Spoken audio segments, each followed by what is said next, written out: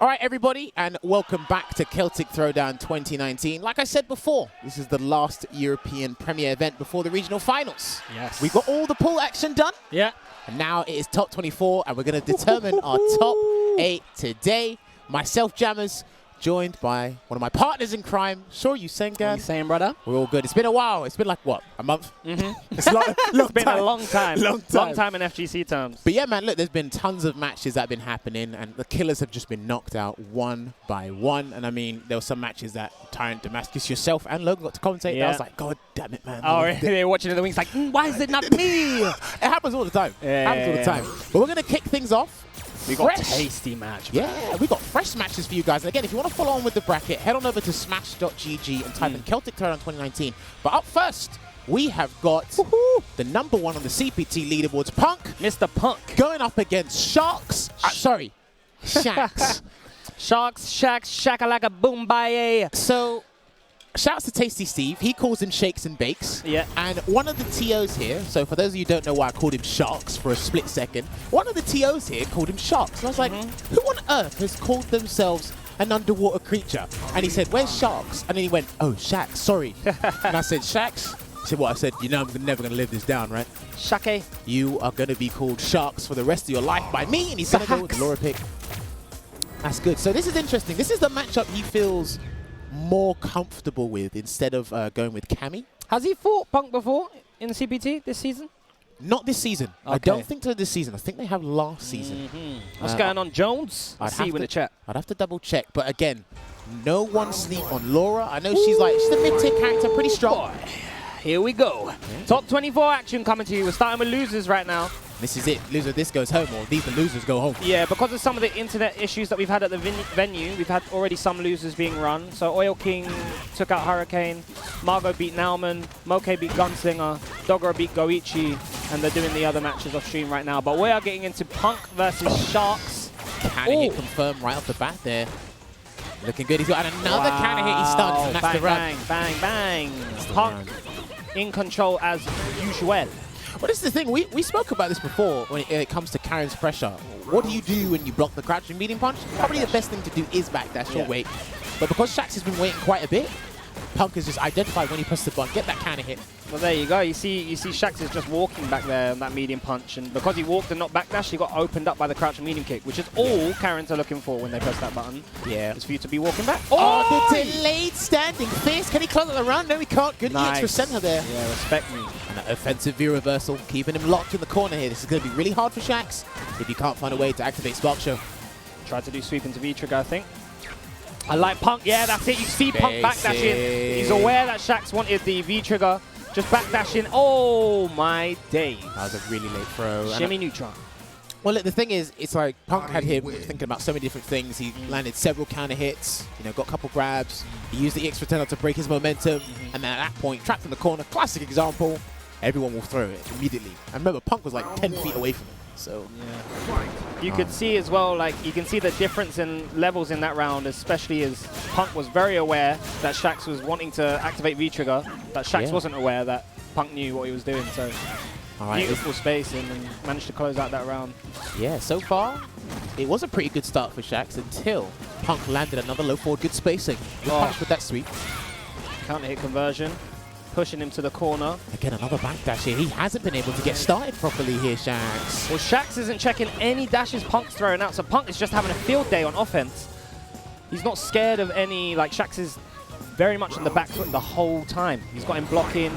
You see that he dashed in, nothing happened. He got him blocking again. Can it hit confirmed from the stand fist into the special step? Oh, he keeps walking back after that crouching medium punch, Jammers. This is looking dire. That was a very audacious throw tech. Days. He's going to reset him. Oh my goodness. No, he's not. He's going to go for the full combo here. One back throw will do the trick. He's going to activate Spark Shot for the first time in this set, and he's on the brink of defeat, mate. I don't know what he's going to do from here. Oh, overhead. Nice. He can do something with this. This is Karin Laura we're talking about. Oh, that's nice. Bait it out. That bang, is bang. For Shakz, can he get the Stun's almost there. EX. EX, come on, grab. But it doesn't matter. Don't worry. I saw Punk slightly kick back in his seat. You have to understand that will happen with Laura. And it usually starts from an overhead. And that's what it died from. And the thing is, that was like a whole bunch of series of guesses that went correctly for Shakz. That's not a staple breakfast. You can't, you know, start your day right on that and that alone. All right, but he's still on match point here, and he gets the counter hit confirmed off the crouching meter kick anyway. But let's see if Shakz can keep it up. Nice cross up, the delayed jab. Goes with the meaty bolt charge. I don't know why he got a counter hit on the jab there. He was running this after that. Delay again. This time using the stand light kick to interrupt instead of the crouching medium kick comes out. Punk gets opened up by it. That beautiful star. There's a sunset wheel. This is a lot better from Shakz. Please don't do the X. Okay. Whew. I saw him glow. I didn't know which one it was. All right, he's going to use that. Nice. This is where Punk's dangerous. Gets the back throw. Next hit will win it for either player here. He's going to do a raw activation here. I completely agree. I completely agree. The V-trigger's gone. Back dash. He baited yes. it. Oh, damn it. And he gets a sunset wheel. Come on, grab. Jeez. All right. Jammers, talk to me. He's going in. And do you know what I like about that? What? It was a more of an aggressive adaptation there from Shakz, as well as, right, I'm going to interrupt with buttons. Before, he wasn't interrupting. He backdashed, he waited, and now it's like, right, I'm going to challenge here. Went for a couple grabs, got 2 sunset wheels, and he baited a super. He baited a super. He did bait a super. He did 2 really nice baits in that, the super and the flipping uppercut.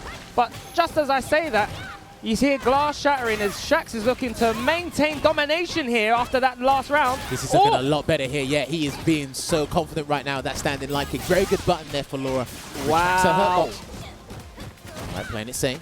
Punk's on the back foot now. Yeah, but he's in V-Trigger 1. Anything can happen in this V-Trigger. Good anti-air. Good trade. Forces him to back up. Has to be careful not to get too overzealous there. Yeah. Can't overcommit there, Shakz. Got to be very careful. But Punk's got trapped in the corner. Backs off. Makes it safe. Oh, this is big. This is very big. He could win the round. He could win the round. Ooh, that was close. Wow. He reacted too late to the V-skill. And by doing so, he's put Shakz at match point here. What a turnaround. This happened with Ryusei earlier today. But here we go, Punk. There's one person you can't sleep on is Punk. It doesn't matter. It's one, as long as he's got health. Oh! As long as he's got health on the board, but he's jumped out. Oh no, that was his chance. The stun's going down. He hits, come on, grab. Hang on, let's see if he's going to reset now. Is he going to do it? No, he doesn't. Again. Oh no, he got too greedy. Wow, that was Shakz special. That was way too predictable there from Shakz. And a back throw again from Punk. He might be taking this to the final round. What's your defense like, lad? All right, he's going to use a thunderclap just to help him. Be careful. What's Punk looking for? You know he's sharking for something. That was, you're playing with fire there, Shakz, my man. And Punk just looking for it. Oh, and there it is, the standing medium kick. You see Punk real back in his chair. He's got to be very careful. This round, it's going to be a very simple and solid game plan from Punk. I don't think he's going to overcommit to anything. Will Shakz go crazy or will he shell up again? All right, here we go, straight to the corner. He's going to have to fight his way out, and it's not going to be easy. Jumped out again. Oh, Punk wasn't ready. You saw him scouting for it. The correct spacing, but just, and again. Damn, that jumping light kick. Very hesitant to anti-air that there, Punk. Look at the defense from Punk. It's beautiful. Just stayed calm. Found his opening with a crouching medium kick. What a challenge. Good V reversal. Keep him in that corner. Cage him. And there it is. That's going to be a wrap into the CA. And that's going to close it out. Shakz is no longer in the tournament. Eliminated. Very good stuff. I like the way Punk there would block in that last round. You knew that Shakz had been getting him off of momentum, crazy dashes and heavy normals. So he was like, right, what I'm going to do, I'm not going to press anything I don't need to. I'm just going to back up. Saw an open, catch a medium kick, run my stuff, call him out, back up. And he did amazing on defense. There was 2 times there in that last round where he teched Shax's throw, walked back, saw Shakz dashed in, crouching medium kick, the same scenario, and it gave him, in this match, especially if it's last round, in this game, sorry, should I say, you tend to see people either go all out or shell up. Yeah. And the one way to beat someone going all out is to play a very tight game and take your opportunities where you can and don't be overzealous or over-aggressive. Well, look, obviously the pivotal moment was when Shakz was about to get the stun. He went for the sunset wheel when he probably shouldn't have, but in the heat of the moment, you're probably going to go for the command grab. But that was the game changer. Yeah. And then when it went to the final round, all Punk had to do was, right, the round 1 game plan, bring it back to the final round.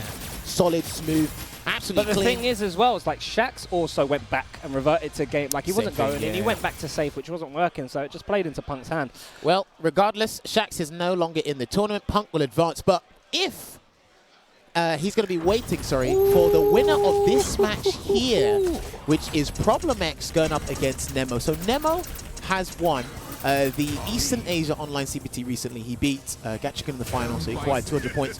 He won Head Stomper as well, beat Luffy. So he's sitting comfortable with a certain amount of points, but he still needs to compete. And he's picked the Kolin, the pocket character, because he doesn't like the Urien Bison matchup here. Really? He But doesn't that's like what it. Problem doesn't like the Urien matchup as well. When Nemo beat him at... This is the thing. I don't think he's confident in it right now. There's quite a few matchups where Nemo, and he said it on his stream as well, there's a few matchups where he doesn't want to use Urien. Okay. And Kolin was a solid pick. Maybe this is just going to be for more tournament experience. But Kolin does fight Bison pretty well, in my personal opinion anyway. Well, I know Problem will be happy about this.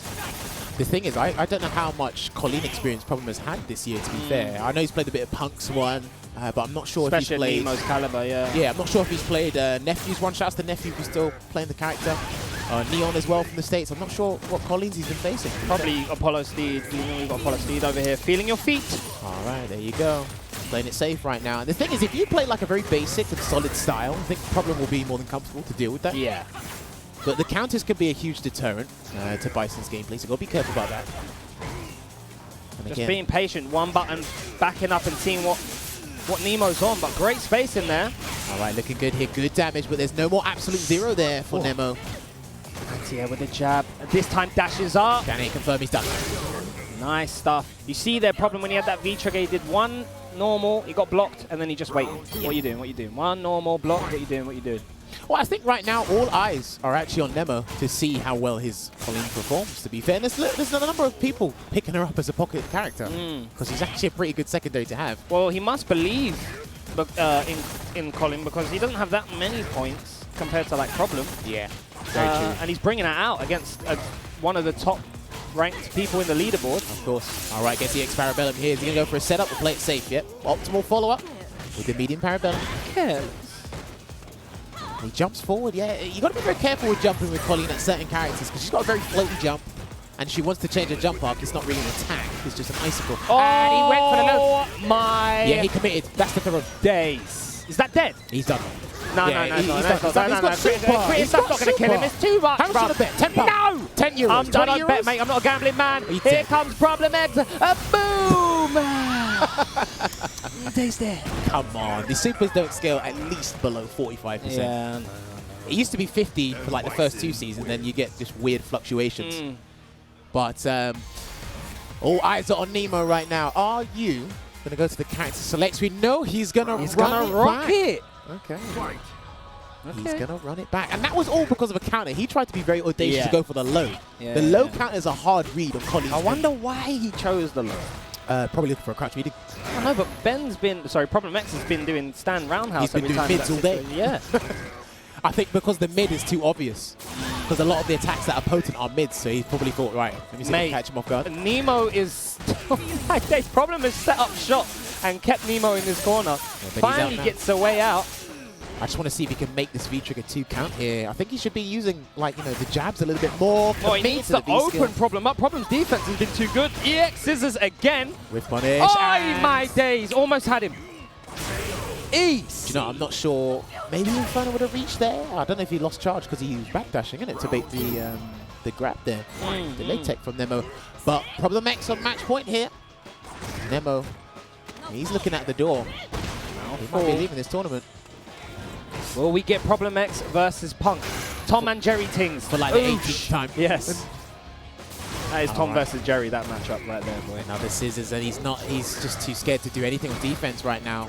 Because he lost a lot of health committing to that counter before. Trying to jump out. Not working out here. Oh, I thought he scouted out the... Right, is he going for the 50-50 activation? He will. He's going to stay in front. He went behind. And through. I like that. Problem was just looking to block. Now he interrupts. Boom. Boom. Come on, guys. This is for the game. Horrible situation. Yeah, that's for the game. Nice. Very quick from Problem X there. Shakes the hand. Nemo understood.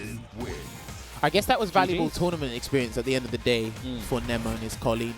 Not quite ready yet. I mean, look, I don't know how long he's been using her, but I know he's dabbled with her here and there. But obviously, he's in the top 24. He was in the top 24. We're not. And he's been using that as a pocket character. So just a little bit more. I think we'll probably see her at Capcom Cup Finals if he makes it. Well, a player of that caliber, you can afford.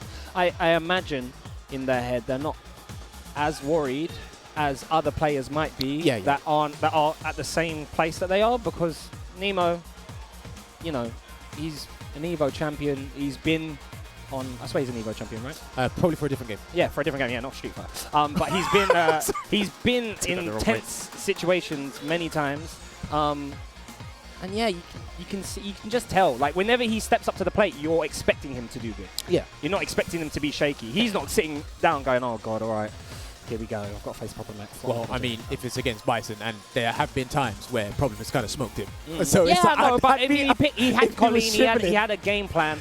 And you're not gonna. It's the same thing like Daigo does. He doesn't win anything, and then right near the end, it all clicks into place. Same thing Kazunoko does. All right. So, but I will say, go on then. This is a different type of region now. Europe is not like how it used to be. This is one of the hardest regions to come to. Well, any region you go to play some competitive Street Fighter is hard, but a lot of people in the past did sleep on Europe. But now it's like, look, even the European ranking events, they're hard. Yeah. Because they used to all come down here and just clean up shop. Yeah, but now... Or try to.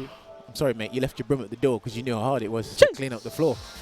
All right, so we're going to be moving back to the winner's side, and we're going to have the first match on for you guys. So we're going to have Ryusei going up against Takeuchi. Both these players are younger than me, and I'm a youngin'. This is my favorite player, Jammers. Which one? Ryusei. Why is he your favorite player? Tell the people at home. Because of his animated face. Are you telling me, John? Are you telling me, Mr. John Takeuchi is not animated I do like John Takeuchi. He's the young man. He's the young gun. Does he beat people and stare into their soul? But doesn't John Takeuchi just do the Rashid pose? He does the Rashid pose, yeah, and I like it. It's a bit too gimmicky for my personal taste. Listen, I can understand why people would like him. People at home watching, tweet at us, at HCJammers, at Shoryu Sengan. Who is more animated, Ryusei or John Takeuchi? All day, bro. Ryusei's like, look at him. Look at Takeuchi. He's just blinking. No, Takeuchi's warming up, buddy.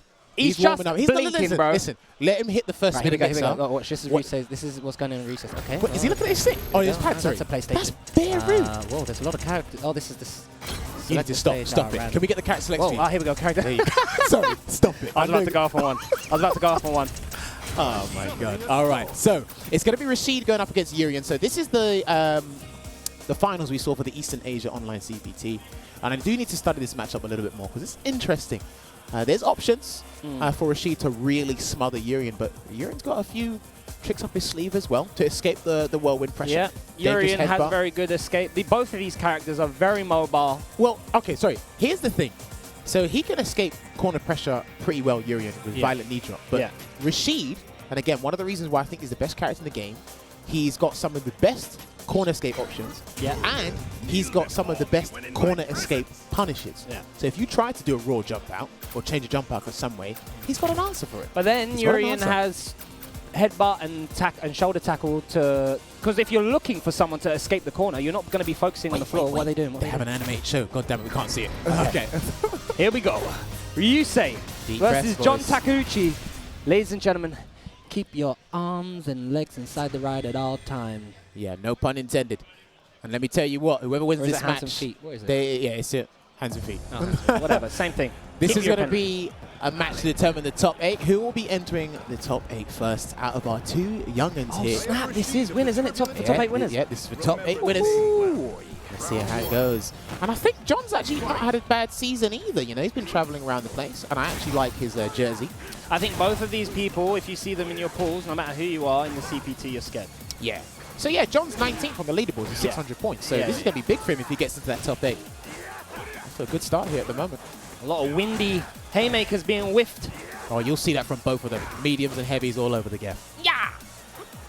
And they're being very cautious because they get one crush cannon, the other guy's put in the corner. But Ryusei walking himself to the corner, making it much easier for John Takeuchi here. Finally tried to get something going. Take the throw straight away back to neutral. All right, there you go. Good chariot tackle there. Back to the mid-screen. Remember, both of these characters have got good screen carry moves.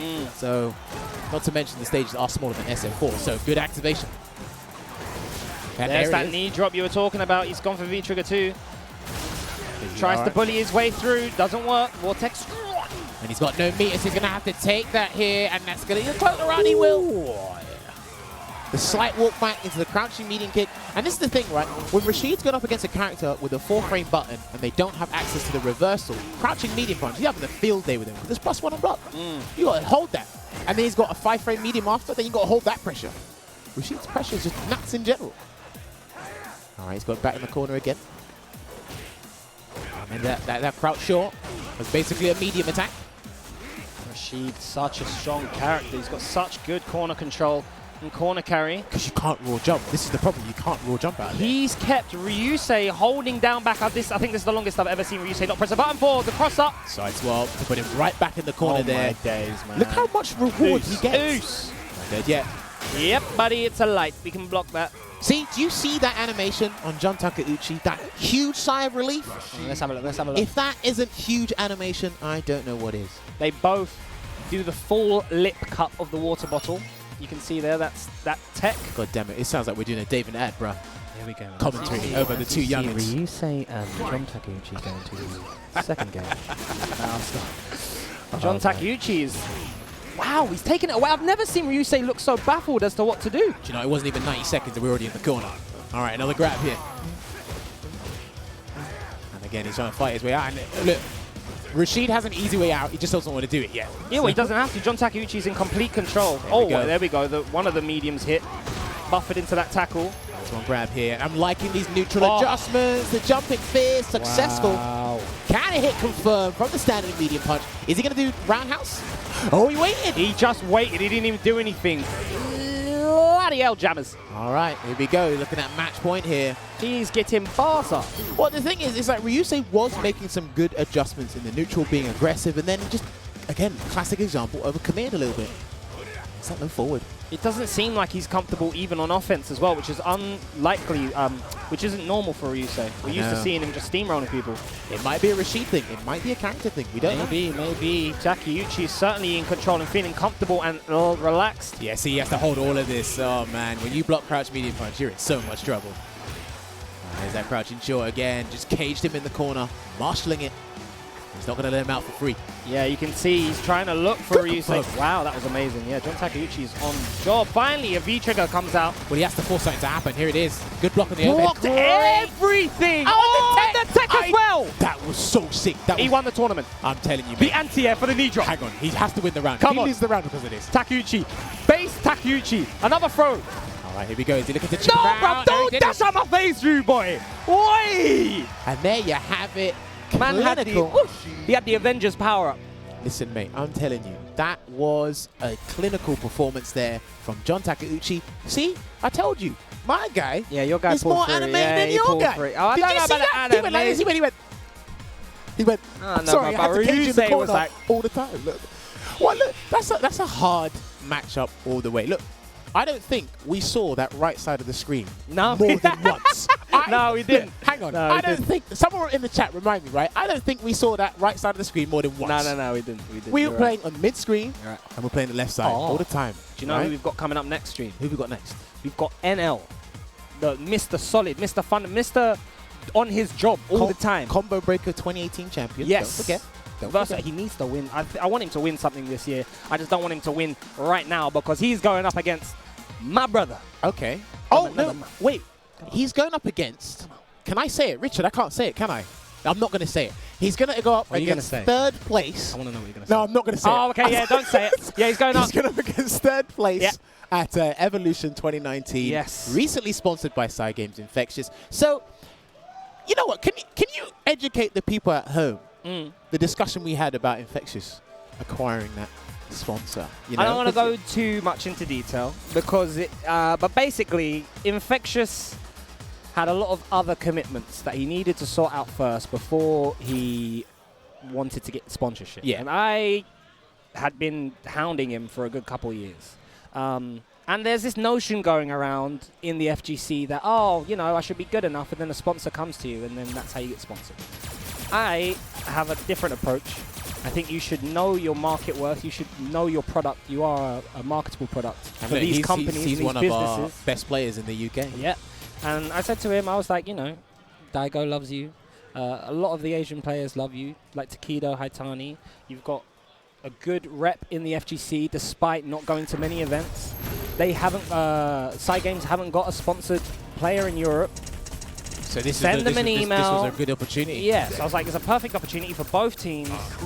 And it's a match made in heaven. It worked out. It worked out. And look, he's had, ever since he got picked up by Side Games, he's been top 8 at all the events he's been at. And he's got another chance to make the top 8 if he beats NL. Now, Infexious has beaten Akuma players in the past, obviously Haitani being public enemy #1, and he's kind of made a fool out of Haitani in that matchup. Let's see if NL has studied those matchups and come up with a different approach. Is this the next level, yeah, NL? And then after this, he has to face Takedo. Remember, he swapped from Kami and made the full transition and is making Akuma work for him here. Will he know how to deal with V-Trigger 2?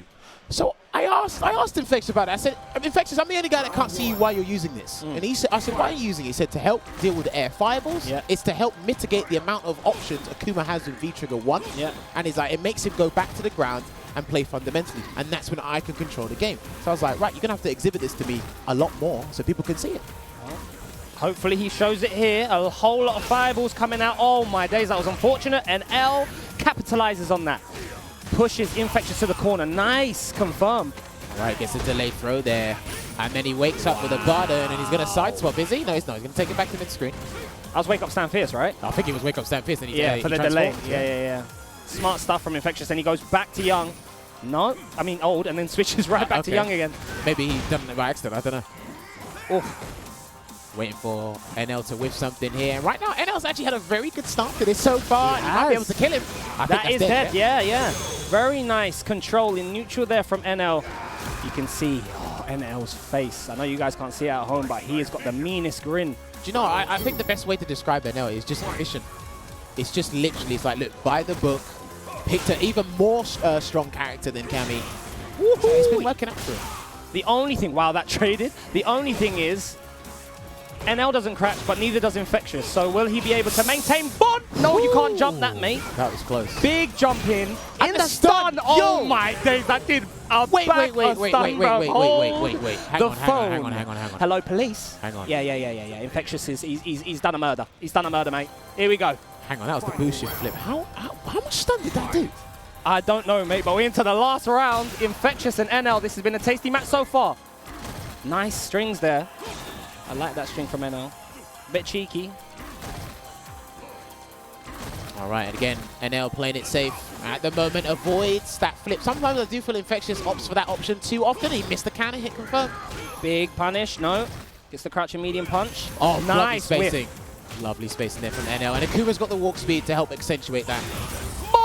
Into the corner, mate. Yeah. Bang, bang. Here we go. How's he going to handle with this? And it's Young. Oh, boy, here we go. Oh. And the counter hit. What?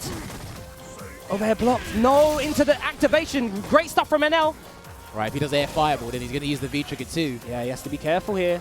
So this is it. This is what Infexious was talking to us about. He said, look, if you play on the ground, I can do the infamous Zeku tactics, run up, and do the back throw. That's a big deal, man. Because, again, it definitely looked like NL knew. It's like, well, I can't air fireball because I'll take 140 damage, and Zeku can get a free dash and apply some sort of pressure, right? So that's what allowed Infectious to get that arbitrary dash. Yeah, wasn't thinking about it. He was trying to think about his options. Oh, bad buffer there. Great stuff from Infectious to walk in. Switches to Young. Yeah. Gets that grab here. Now, I really want to see what NL's going to come up with in this round, because he didn't play too bad the first game. He didn't play too bad. Yeah, I think the first round he played quite well, but... Oh, there's that forward heavy punch after the tech. A lot of Kumas like to do that. You can get big crush counter damage if you're just looking for that. We'll see if he does that again, Jammers. All right. Well, right now he's in the corner. He's trying to use Gram Koku in some way, shape, or form, but no dice. He's not letting him have it. NL is battening down the hatches right now, but oi! And the side swap here again with the V-trigger 2.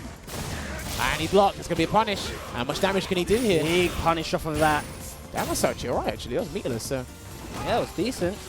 The stun's still there. Has to be careful now. All right. Oh, he tried to use the V-trigger 2. Yeah, it wasn't, because obviously young form can't do the DP, so he tried to use the V-trigger 2 attack.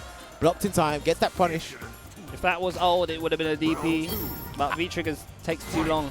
Yeah, I'm not sure. Yeah, it's probably a much longer startup than the Grand Band. So. NL pulling it back. Oh, that worked out. That worked out for NL. I mean, that wasn't the wrong choice there from Infexious, but just a bit too early, and that's the beauty of having a character that can change its jump arc and its trajectory. Yeah, and that's another interruption there. That's what V-Trigger 2 can do as well. Wow, that's a lot of damage and stun racking up. This is big here for Infexious, and he goes to the Bonchan flip, into the elbow drop, good block. Yeah, he's walking backwards now. Nails, nice. Nice from NL. All right, pressure being applied, playing it safe with the basic block string. Brilliant stuff. He spaced himself just in case that dash would come. Good wake-up jab there from Infexious, because I think he identified that, and N wanted to do a shimmy, so... A whole bunch of flips! Yo, V-trigger through it! Yeah. Still not out. Really all right, here we go. He's going to have to hold this, and that's a back throw. And the back throw takes it. NL equalizes it 1-1. Who is going to make it into top 8 winners to face Mr. Takeuchi? So there was brilliant usage of V-Trigger 2 illustrated to us in that match, reacting to the fireballs, obviously doing the wake-up EX invisible reversal, the side swap. So he's really done his work with this V-Trigger 2 Infexious. He has, but unfortunately, like you saw the weak side of it, if you're on the bad end and you have to use your... Oh, wow, a big jump in. Let me stop talking, commentate this match, because NL is running away with it here. He tried to do Gram Techie. I don't know why he tried to do Gram Techie there. And he's stunned. All right, I don't think he's dead, though, so he's going to have to hold this guess after the combo's finished. Takes the damage. And he done another wake-up reversal for the side swap. And remember, this paid off dividends in that last round. And the back throw this time. Infexious mistiming his delay. I like the way NL woke up with that stand light punch straight away. Yeah. He's scared of the EXDP, knew it. All right, looking good again. Just the staple fireball game plan here. It's working out for him. He's in control, not scared of any of these. Anti-air, he's got to be careful. As soon as you jump, that's a very easy anti-air for Zeku. So maybe the demon flip will throw him off, but other than that, the other options you have, you can react just fine. Throwing these fireballs, and Infexious is standing in this risky space where you can jump a fireball, but NL doesn't care. He's just going to keep throwing them out until you force Roy. I saw 2 stance changes there, so I'm not sure what stance he wants to be at that range, that close range. Yeah. It's a bit awkward. Well, I think NL might have been watching, you know, how Bonchan dispatched of Infexious. No! That's big. That is very big here, and NL's going to take him to the corner because of that. Try to shimmy. No dice. Nice. Good cross cut. Going to keep him there. He's got very big. Oh, he was cognizant of that. Yeah. Well, he had to be careful because he had to reverse the V-trigger, so... I think he didn't want to do that because Infexious has scouted it out too many times. He just tried to walk up into it. No, my friend, it's not going to be that easy. NL sends Infexious into losers, and it's going to be NL versus John Takeuchi in top 8. Yep, well, that's going to be the first round of winner side for the top 8 for tomorrow. That was brilliant stuff from NL. I like the way Infexious now is someone that everyone is aware of. Yeah. So with the recent string of performances, he's on the radar now. Yeah. So we're not going to allow you to just walk in and grab us anymore, mate. We know what you like to do. I mean, he tried to walk in and grab, and he tried to medium kick and got fireball and died for it. But up next, we're going to have our Lord and Savior, Daigo. He's going to have it. Well, look, I can't tell him what to do anymore because I made a clown of myself last year for telling him not to flash kick, and he flash kicked to win the game. Yeah. So I can't tell him what to do anymore. Hold that. Yeah, I got to hold that. But yes, like Sengan said, our Lord and Savior, Daigo Umehara, Gillette-sponsored, Red Bull-sponsored.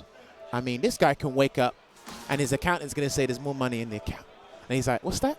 Sorry, I'm learning hitbox.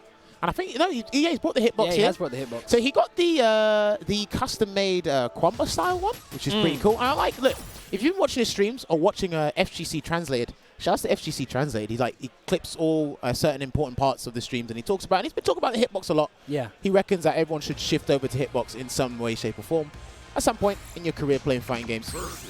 But look, man, as I say that, I cannot neglect our Evolution 2019. He's trying to say, look, this is how I won Evo. Yeah. So when you stand here and you avoid the V-Trigger one, this is how I won, and this is how much money is in my account.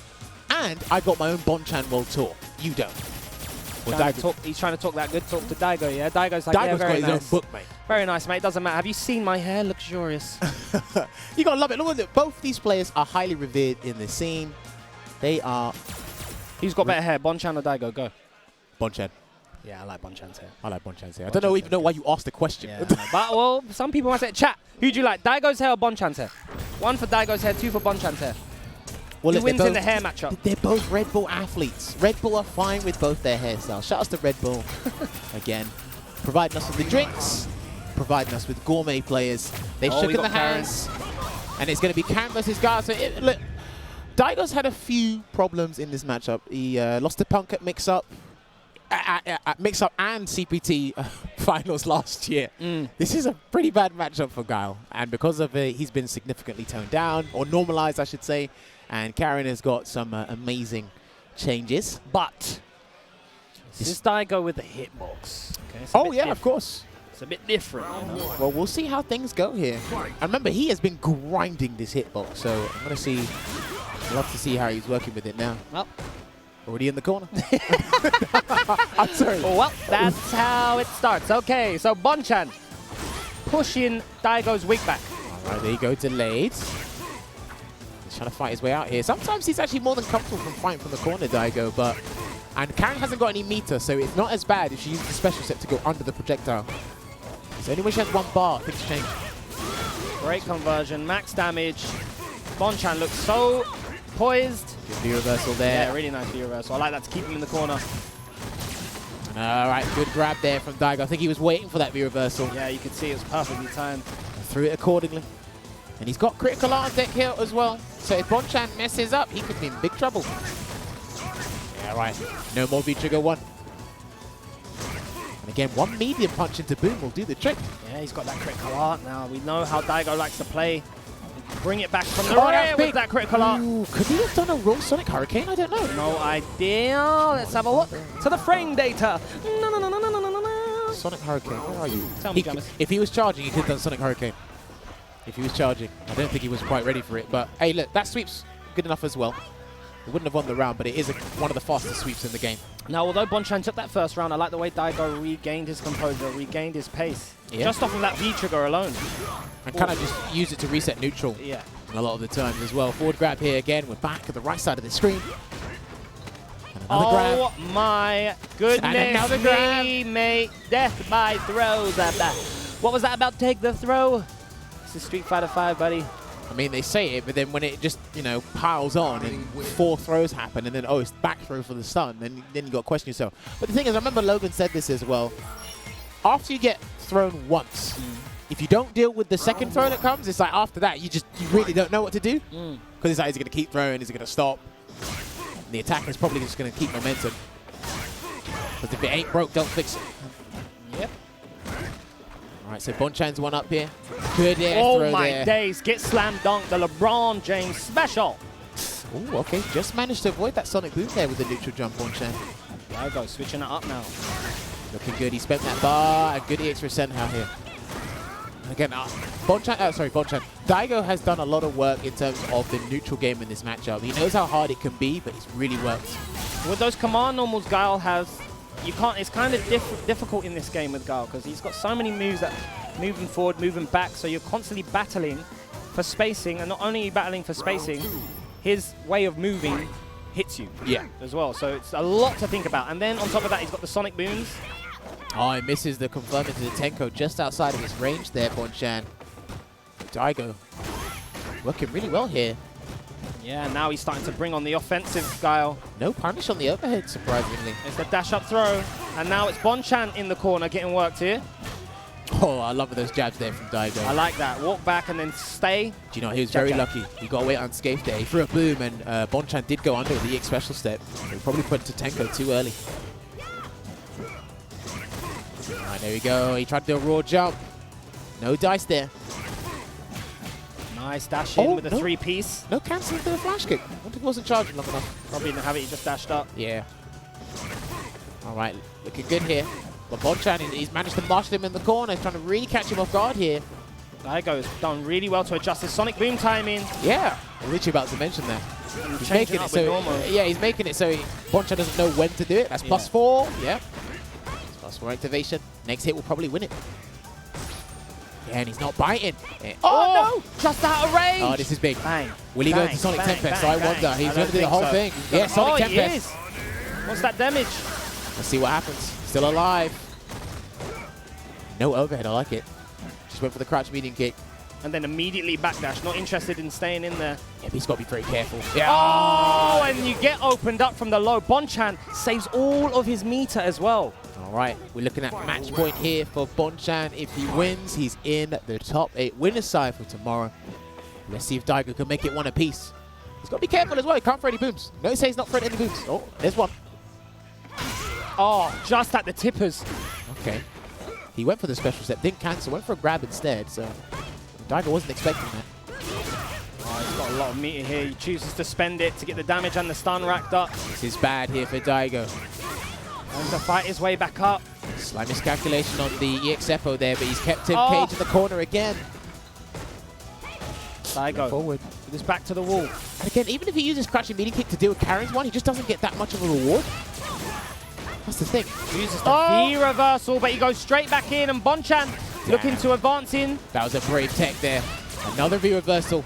Yeah, Daigo's going to have to do this real style now. He's going to have to be honest, gets the grab, and he took off the grey health as well. Worked out for him. Double sweep. Oh, no.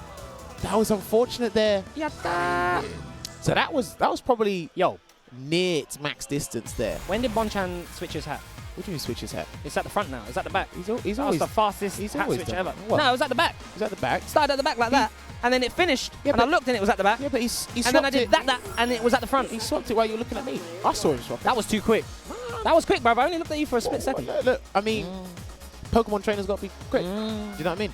Or you've got a tasty matchup coming up now. Every single one of these matches are going to be tasty. I don't know why I keep saying it. It's a premiere event, but we've got Mr. Crimson, who made out of his pools in winners. Yeah, look, despite who was in his bracket, and it worked out for him as well. Yeah. Stars aligned. But yeah, Bonchan is going to be in the top 8 winners tomorrow. Daigo is knocked into losers, so we will be seeing him on a little bit later today. But as he said, Mr. Crimson is now jumped on the stream. Le Crimson. Sponsored by Team EnvyUs, going up against Sakonoko. So I had that classic FGC elevator talk. I was just going to my hotel room, and I saw Mr. Crimson bump into the elevator, and I was like, of course you did. So I was like, how you doing? He's like, all right. And he said, so who have you got next? He said, Sakonoko. So I said, character-wise, you should be all right. Because he's Sakonoko's been playing Lucia right now. Yeah. Hopefully he plays her here. He's got Menat, and he's got Kage. And he's like, oh, I don't know about Menat. I was like, well, look, either way, there's no like really bad matchup out of the 3 characters Sakonoko's got in his arsenal. So it's like he will probably go for the Dhalsim pick here. But Sakonoko will probably be between Lucia and Menat. But he's been having a lot of fun streaming with Lucia, and there's a lot of combo variety with the character. And for a player like Sakonoko, I mean, what is there more to ask for? Have you been watching Sako's stream? Yeah, a few of his streams. I've been watching tons of his matches on CFN and YouTube. I really like the way he uses Lucia, but it's like me and Mr. Crimson said, so I sold you all a dream. He's going to be playing Menat. This is probably the safer pick, because even he probably knows that Lucia Dhalsim is a horrendous matchup. So yeah, like we were saying before with Menat, the general consensus is the 3-bar V-trigger now. That's the only thing people really wanted to happen. Put her in line. She's still a solid character in this game. You're looking at 2 characters here with a very similar philosophy. Yeah, that V-trigger really did stop the control of the game too much, and, and it being and the way that she builds V-trigger really easily as well, or can build V-trigger easily. It was just a bit much. So it was a huge comeback factor, and the versatility behind it. Because look, Capcom weren't expecting the amount of tech that came out for that thing. It's crazy. And remember, Sako came up with some really cool stuff with that. And again, you just have to wait a little bit longer to get it. Now this is the thing, Sako is we're normally used to him either being heavy on the offensive side or switching to offense from defense when a character is up close. But Crimson is picking Dhalsim, doesn't have to fight Sako in his face, can fight full screen as well. He drill kicked the drill kick. That drill kick was minus as well. That was brilliant. Well, look, both of these two have a very elusive playstyle with these characters. He's going to get hit, so that means Yoga Burn has disappeared completely. Yeah, he's got to work that back up again. How about that to stop a V-trigger? All right, and he hasn't got V-trigger 1 just quite yet here, Sako, but he's got a substantial life lead. Jumps into the Yoga Fire. Big damage. That was 2 bars. It's a nice setup. He didn't do any damage. Back throw. Crimson has brought this all the way back. However, Sako has that V-trigger. That stand pierce from that range. Oh, he might lose. Oh, the instant over. Well, it's a guess at the end of the day, and that's probably one of the more awkward 50-50s in Street Fighter 5. Shouts to Dhalsim. I don't know that Sako knows the optimal punish for that if he wants it. Oh, yeah, of course. Wow. All right, no meter there to convert. Nice challenge there from Mr. Crimson. This is his meaty crouching medium kick. Execution error, so he's going to pick it up here. I'm very surprised Sako didn't end that.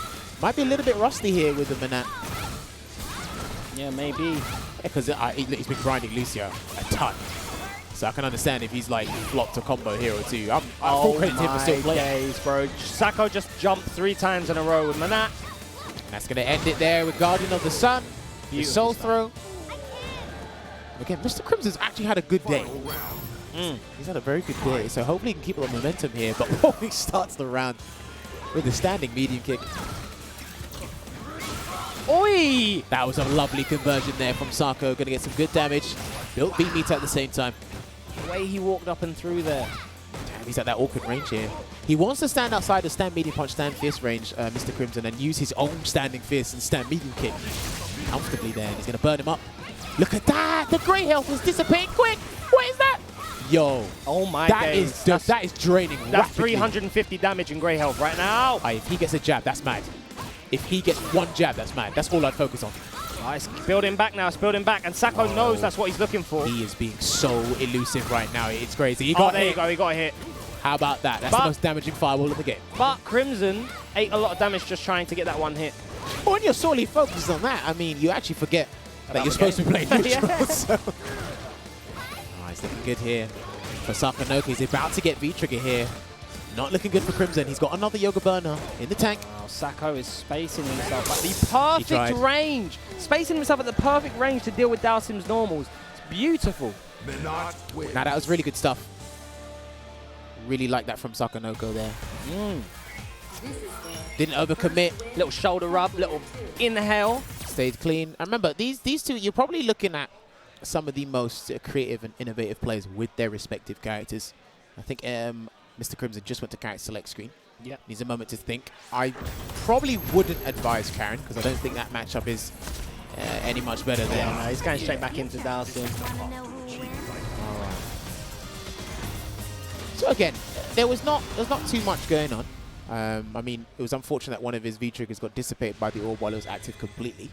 But he's been doing all right. And again, Sako, he's looking to make a top 8. And put himself on the winner's side.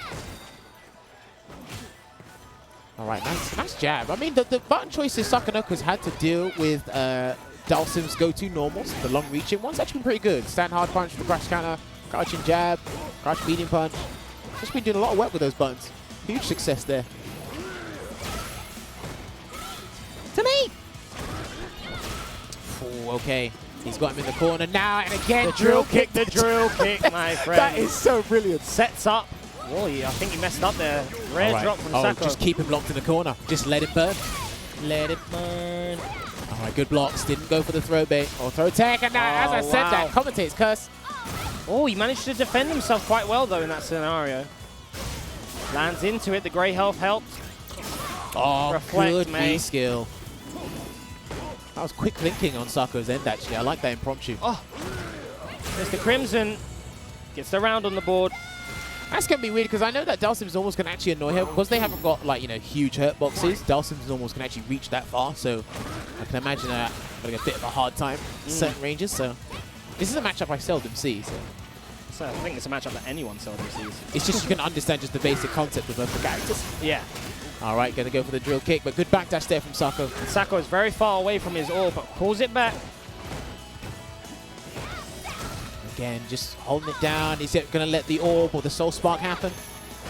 This is looking really good here for Crimson. A lot of straight hits here, working out for him. You see there Sako trying to do that stand fierce in neutral, but he's just getting tagged before. The timing, Crimson has adjusted. This is a lot better. Frustrating Sako a lot here with those medium attacks. Oh, just outside in here. It can all turn around, jammers. All right, time to light the way. Here we go. Nice view reversal. Oh, hold on. He got a trade combo, but he went for the crouch like kick instead. And a good jab. He's still got critical art. No, the jab. Crimson equalizes 1-1. And now Crimson's there with a little 2 inhales. Yeah, we know, buddy. We know. Come on. Believe in yourself. So I kind of like it. It was a mixture of being elusive in the neutral, polished aggression there as well. And again, just hit him with the straight limbs. Yeah, and they add up over time, man. Before, Sako was able to stop Crimson's normals by timing his stand fierce, timing his normals and his dive kicks to beat his limbs. Yeah. To make Crimson not want to throw out so much stuff like that. But Crimson adjusted his timing and caught Sako. It's a game of whether that's on purpose or whether that was just by sheer luck, I don't know. Well, you got to be on point regardless. Right now, it's the final game between these two. Try to go for that stand hard punch. Unsuccessful there. Sako with a good health lead. They're just weighing it out. I wonder if they tried to do. They probably have to do the Carmen kick again. But and again, despite blocking these stand fierces, he's still getting great damage. At the end of the day, activates V-Trigger 1. And let's see how he powers on the pressure. Oh my god, good. That was a very audacious break. What? What? Air-to-air, can he catch him off guard? No. Resolute on defense here. He's going to hold it out. He's going to hold it. Oh! The defense from Crimson gets away. Really didn't take anything. Oh, walked forward slightly. Well, I mean, he only took one light kick, and that was the instant overhead. But other than that, it didn't combo, yeah. Yeah, he made the V-Trigger completely dissipate. So that worked out for him in the end. But the life lead is slightly in Sako's favor here. Got to go for that soul throw. And I think at this range here, he's got to make something happen. Even if it's a medium kick or something, you've got to make something happen here, Crimson. He has got that teleport, but Sako knows. Oh, dropped his combo. 15 seconds on the clock. I see, slowly draining out his life here. That was his last one. Yeah, brilliant stuff, because if he went behind, he would have just dive kicked away from him ever so slowly. Sako takes that first round. Yeah, that was unfortunate. He Carmen kicked the teleport. And what that's done is put Sako at match point here. Looking good for him. Oh, damn, he got hit by the orb attraction. All right. Now Sako's back in control. I'm loving the way he's utilizing the dive kick here. Oh, that was unfortunate, but... yeah, he's really stepped it up. Yeah, it is. He's actually put Crimson on the back burner for a lot of this match. And was able to block in time. Brilliant stuff there by Sako. Good reversal. Clean escape. Yeah. That was a clean escape there. That must be guaranteed. That must be free. And he has to be careful, because he can't just all of a sudden teleport to the other side, because Sako's scouted every single one of those out. All right, again, just walking back here. And he's starting to rely a little bit more on Dhalsim's heavies here, as it seems, Crimson, but he's got to be careful. There's a conversion into... oh, and that's going to close it with the Soul Spark. Brilliant stuff there from Sako. Good attempt by Crimson. You can tell he's uncomfortable. You can tell he doesn't know what to do with a Menat of that character, because even when he won the game, he was looking at the camera like, oh, I don't know, guys, it's pretty shaky stuff. Well, this is what he said to me in the elevator as well. I said it doesn't look like it's too bad. It's just that, again, like you said, a caliber player like Sakonoko, it can be really hard to determine how to assert your dominance first and then try to find a way to counter how he's going to counter you. And over time, it was just like, okay, all I can do is really rely on my normals. I can't get big damage unless it was with V-Trigger 1. And again, it was a hit and miss. He actually dealt with the V-Trigger sequences quite well. Yeah, he did. It wasn't the V-Trigger sequences that got him killed. It was these little tiny stray hits that Sako was getting to add up. Although Sako in the first game got a lot of damage off of jump-ins and frame traps and stuff like that. After that, it became more stray hits, stopping Crimson's fake offense, or the times he did fake offense. But I do think characters like that, I think as a set progresses and goes through, it's like Sako, players like Sako's, players like Crimson, they just get more comfortable in their element, and it's like, right, I just need to tighten up here, you know, adjust to here. And again, great usage of the dive kick. Yeah, 100%. The calming kicks were sick. He did it defensively as well. But anyway, that is going to be it for now. We're going to take a break. We're going to go for a short break. We're going to be back when we're back. We'll see you soon.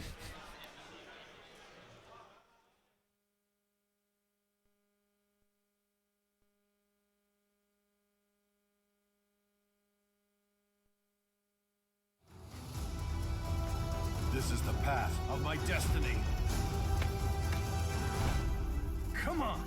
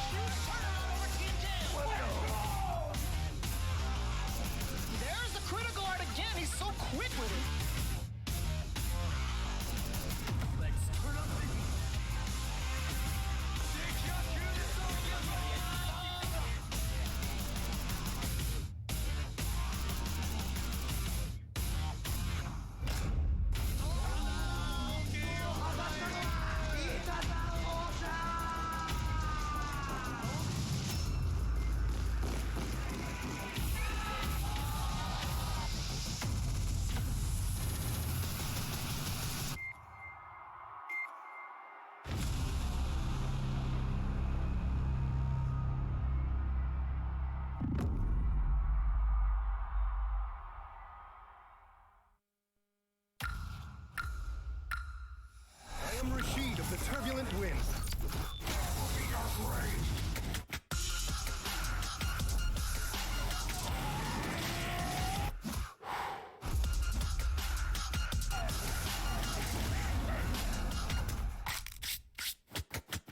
Rashid wins.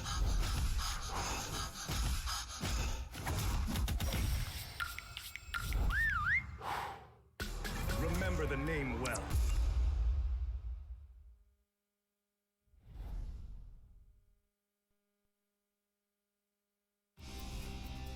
This is the path of my destiny. Dare you challenge the king?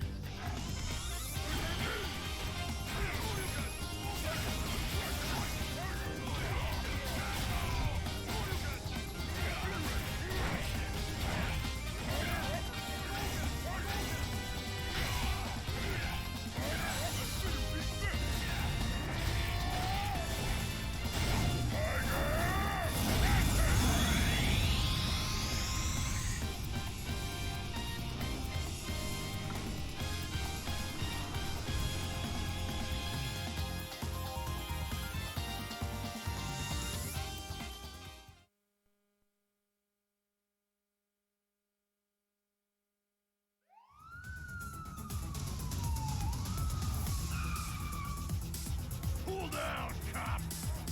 The police aren't wanted around here. Do the crime, you do the time.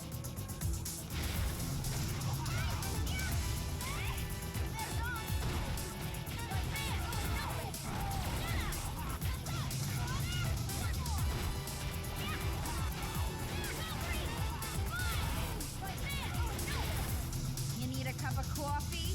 Come on.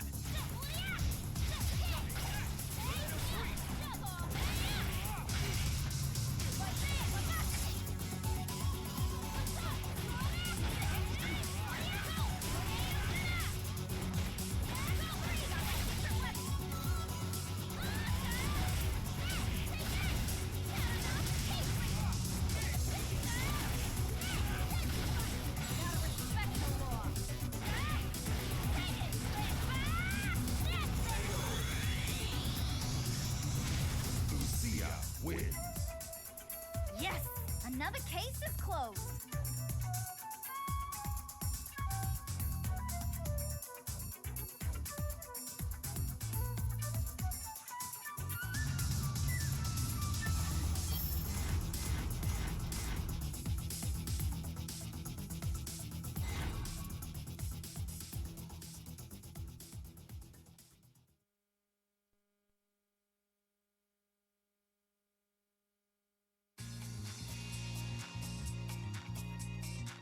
Worn out already.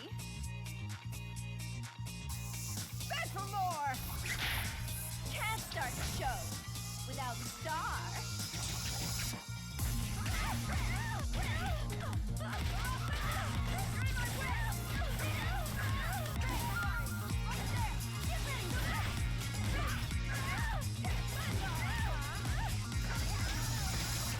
You want a second chance?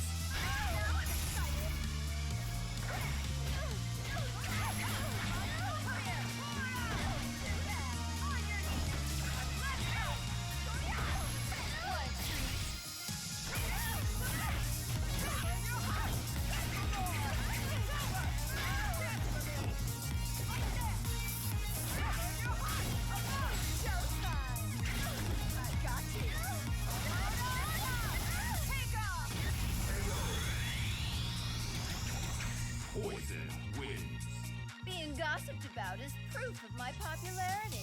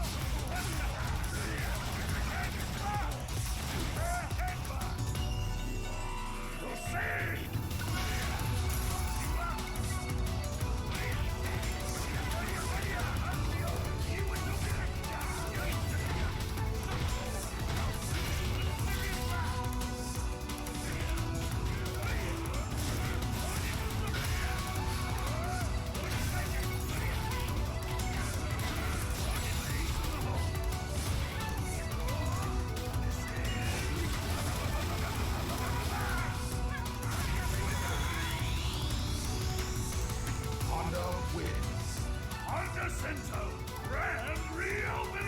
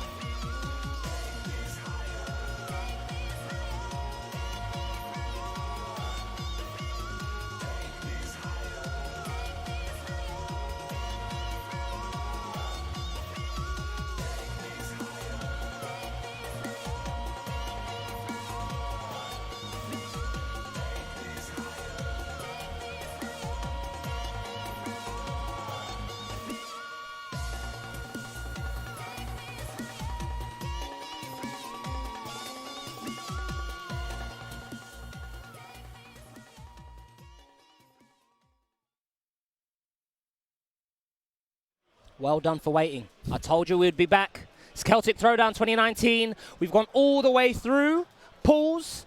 We've done the winner side of top 24. We've got our top 8s for winners. We still have to go through losers. I am Shiryu Sengan. I'm joined with my brother in arms, Jim Jam, aka Jammers. What you saying? Jesus, Jim Jam. I'm the only one that calls you Jim. I love Jim Jam. There's actually two people. Who else calls you Jim Jam? I'll tell you after. Okay, cool. Anyway, They're not guys. Okay, okay, cool. So we're gonna move on to the next match we have for you, which is Oil King and Mago. Mago is still about, you know. No, do you know what? He's been streaming a bit as well. He tried all the new characters. I think he thought Poison had promise, but then he just said, nah, it doesn't look like she'll be good overall. So, and he's been switching from Cammy. He went back to Karin. I really loved his Karin, and like he put in a lot of work with Cammy, but because of the changes that have happened, he's making the transition again back to Karin. So he's stuck with that. Oil King, I believe he does have one ranking event under his belt this season, which is good. And again, this is probably the most entertaining and mobile Rashid we have on the circuit right now. Yeah, for sure. I know we have the Capcom Cup champion and John Takeuchi and JB. Shout out to all them guys out there, but this guy, he is very unpredictable, and it works out quite a bit, but he finds himself in the loser side here in the top 24. Let's see how it goes against Rashid. Again, another relatively common matchup we see. Well, we see these characters all over the gap in top 8s and whatnot, but this matchup between them, it's been a while since I've seen it myself personally. It's been a while since I've seen Mago this far into the tournament. Well, I mean, Evo was a couple weeks ago, but it feels like ages since I've seen it. How far did Mago get at Evo? I think he came top 64 or something. I'd have to check. Oh, okay, cool. Well, I rarely see him on crush stream. counter and the side swap. Look how much reward he got from that one crush counter, and he didn't confirm into the nail assault there, Oil King. Oh, he's been trying to catch a lot of people off guard with that, with the airborne eagle spike today. It was nice that you see Mago didn't bite, and now all of a sudden he's got the corner control, he's got the V trigger, he's got the opening. And there's the shimmy. Everyone falls for it. Get shimmy neutron, cuz. But this is the thing, you got to be very careful, because Oil King, again, he's taking advantage of just the psychological aspects with using the airborne eagle spike, thinking he's going to cross up. He's got a very potent cross up button. He stays in front, and like you said, good stuff from Margo's end not to take the bait. Helped him win that round then. Regular grab. Oh! And shimmy of his own, and Mago tilted his head. Yeah, he was gone. That was frustration. He was gone. But bag of damage, horrible situation. Guess for the game. There it is, the grab. And does the grab. Yeah, I saw him, like, you know, tilt his neck when he went for the throw and got baited, and then he went for the reversal out of pure frustration. And that's going to go to the final round of this game here. Both players locked in. Again, just having a very patient, very cautious approach right now. Gets the one grab. That jab just in case Mago tries to come in with any dashes or... Oh! There's a spinning mixer. Yeah, notice how Oil King hasn't actually used any whirlwind shots, and he went for the Season 1 special. And that's going to get him in a perilous situation here. I don't know why he did that there. I mean, why would you not? It's a -2. -2 is plus in this game. It's a horrible risk to take this early on, but He's coming Oil back. King is coming back. No. Oh no, too far. No, where's the medium punch? Wait, what was that? That was a very awkward interaction with the spinning mixer. Yeah, 100%. It looked like he didn't know which side to put Karin on. Yeah. Right, is he going for the back throw here? No, he's going to play it safe. Trying a little shimmy. Next hit will win if I had the player, I suppose. Oh, there it is. there we go into the critical art, and Mago. It's going to go up. That's dead, right? Surely. Yeah. Oh, yeah, of course, of course. Yeah. You don't question that against 950 vitality characters. You don't question that truth. Yeah, he's going to go up and take first blood here versus Oil King. Yeah, man, that's pretty solid. Like I said, remember, there was a time this guy mained Karin. And then Season 3 came about. He just went full on to Cammy. He's come back. And again, the muscle memory is kind of still there. He just needs to adjust to the whole Season 4 thing. And again, I'm not sure where he is on the leaderboard. I have to double check. Yeah. If anyone is faster than me at doing it, let me know on Twitter, @HCJammers. Let me know where Mago is placed on the leaderboard. Let's see how Oil King adjusts here. Again, I think he should take less risk with the whole -2 EX spinning mixer situation, because he paid part of the problem. Yeah. Put himself in a horrible situation, and he had the lead there. And against a character like Karin, high damage output, you don't really want to be doing that. And a player like Mago. Yeah. He will definitely capitalize if you give him an inch he's taking the yard.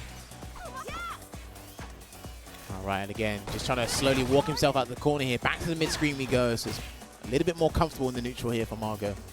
But the life lead is with Oil King at the moment. Both dancing, and Oil King's just backed out and let Mago out the corner. Well, I like this adjustment he's made.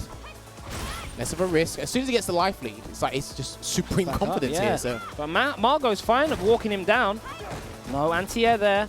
Doesn't get anything off another jump. Now Oil King all of a sudden is jumping all over the place. You can see Mago. But wait, because while he's jumping, he'll probably do an airborne eagle spike again soon. Oh, damn. They're just a stare down there from both players. There's the airborne eagle spike you were talking about. And Mago actually tried to jump away, but pressed the normal and it got clipped. His V-trigger's gone. There's an anti-air from Mago, finally. Good crouching hard punch anti-air and the back throw. He's reduced the deficit between them now. He's got the life lead here, Mago. Yeah, I know. Another airborne eagle spike. He's got to be careful with that. How has he brought this back, Jammers? 15 seconds left on the clock. The people in the background are dancing. It's all madness. And the throw. Not yet. Hang on. Oh, the mixer in neutral. He's going to take a grab. He's going to take it, yeah. And the delay wake up. Oh, he quit. He rose and did jab. Ha! No, my friend. Mago moves on to set point. Is he going to send Oil King out the tournament? He's actually managed to contain the beast. Surprisingly enough, he's managed to contain the very volatile Oil King. And I mean, he didn't try to anti-air once during that round, apart from right at the end. Oil King got so many jumps, didn't get anything out of it, and all of a sudden, Margo's in the driving seat. Grand Turismo. There we go. Good jump back. Jab there with Karin. Oh, and again. Yeah, as long as he can get the trade and keep the positioning, which unfortunately he lost it. Now, yeah. Can it confirm? Where's the side swap? He's not going to do it. Good break there. He tried to activate the stand roundhouse there, Oil King. I saw it. He needs to get himself in an advantageous position. There's the activation. And There it is again. again. He's gone to that well way too often, but it's worked out this time around. No more V trigger.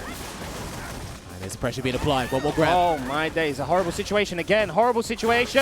The shiminy, shimmy, shiroo. And Oil King is still in it. But I've seen Mago, he tilted his head again. Look, you flinch. You just flinch. Yeah. Bananas on the head top. All right, there it is. Flick it off. No potassium for you. He's got to be careful, Oil King here. He's whipping a considerable amount of buttons here. There's it, anti-air for that jump in. Margo now in full control. Bang. Safe jump. Seal it. There's that regular grab. Good jump There's back that jump back again. jab. He's so ready for it. And I like that he hesitated there. Could have been a bad spot. That could have been anything off the I wall. like that Margo jumped out, backed away, sorry. To not put himself back in that corner, because that's how Oil King managed to get everything back on him. V-trigger still there for him. There we go. Back it Oh, off. the Good interruption. confirm, and What? no critical lock, but there it is. Guaranteed. My days. Yes. Yes. Yes. Margo. And I saw the fist pump. He knocks Yes. Oil King out of the tournament. I see him there. Look at him. He looked at me, but then he tried not to. I see you there. I see He you, is Mago. excited with that. We're with you, buddy. Mago-san, to the guard. And he's almost fell over the chair. The camera wasn't on, it was fine. It's all right. It was just on Oil King. Oh my God, if they clipped that, do you know the stream was like I know, a they would have field gone. They day. would have gone. Margo was like, "Ooh," he almost fell over. We got him too Oh, hype. We got him man. too. This is the power of us. When you come to London, When well, we're we're not in London. Ireland. Yeah, no, but I mean, like when you see, When you see the London London. lot, yeah, we gas you up, man. We gas Oh you man, up. but yeah, he takes it over Oil King 2 games to 0. But Really you know what? That was very solid. It was a great containment Yeah, it was of awesome. a very explosive Very Oil awesome. King there. I'm very impressed. Yeah, Very, and very look, Oil impressed. King's no longer in the tournament, so I don't know how many points he gets. I have to double check. But Mago, his reward is fighting Infectious. That's your reward, mate. Oh, so that fist pump was straight to Infectious. Yeah. I bet he doesn't realize it yet. He'll realize it afterwards. That'll be a but- great matchup, actually. But the next match that we have coming up for you, Ooh, another classic from another Japan. classic. We've got Dogura. Wait. Are they playing the wrong game? No. They're playing the right game. They're playing Street Fighter. They're playing the right game. No, this is Street Fighter. Are you sure they're not playing the wrong game? No, this is Street Fighter. Can I get the broadcasting team? Are these two playing the wrong game? Get the camera on these two men here. Apparently, these two guys, they waltzed on over here. They heard the CPT was on. It's a premiere event. They said, They were you know like, what, yeah, go on, let's have a go. let's just skip on over. Oh, let's do it. Let's pick these top tier characters and let's play some games. Let's just play multiple games that we're all amazing at, and then let's just, just rock up to a Street Fighter event at a Do you know premiere what? and just, Shout outs to all the multi-fighting game champions, the specialists out there. You're seeing 2 of them on your screens right now. They're looking at their phone. They're probably both talking to their wives saying, I'm on stream right now, baby. Come and watch me. Come and see me on TV. And listen, mate. Kazunoko. Do you know why Kazunoko is sick? He had his own trophy cabinet with trophies with his name on it. Of course. He had his own trophy cabinet. Of course. Didn't pay for it. The Lord. He just went around, won tournaments, The played God. games.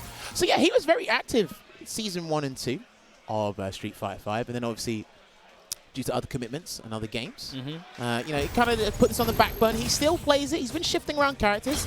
He went from Kami, Ibuki. He has been trying a little bit of Lucia as well. I mean, a lot of the Japanese players tried out Lucia.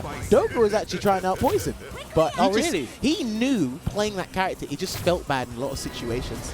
But he's sticking with the Bison here. I remember he had a very solid Bison in 4. Yes, he did. Very solid Bison. Stuck around with it in 5. Went to Urien. His prime time was season 2, but he's back and he's providing us with some gourmet Bison play from Japan. So just in case you're tuning in, Dogura beat, who did he beat? In Goichi. Goichi and Kazunoko beat Smug to advance to this far into the tournament. Okay. So let's see how it goes here. We see in this matchup, obviously, through Problem X's perspective quite a bit. So I'll be curious to see these guys' takes on the matchup. Right now, off to a good start here for Dogura. Gets that throw.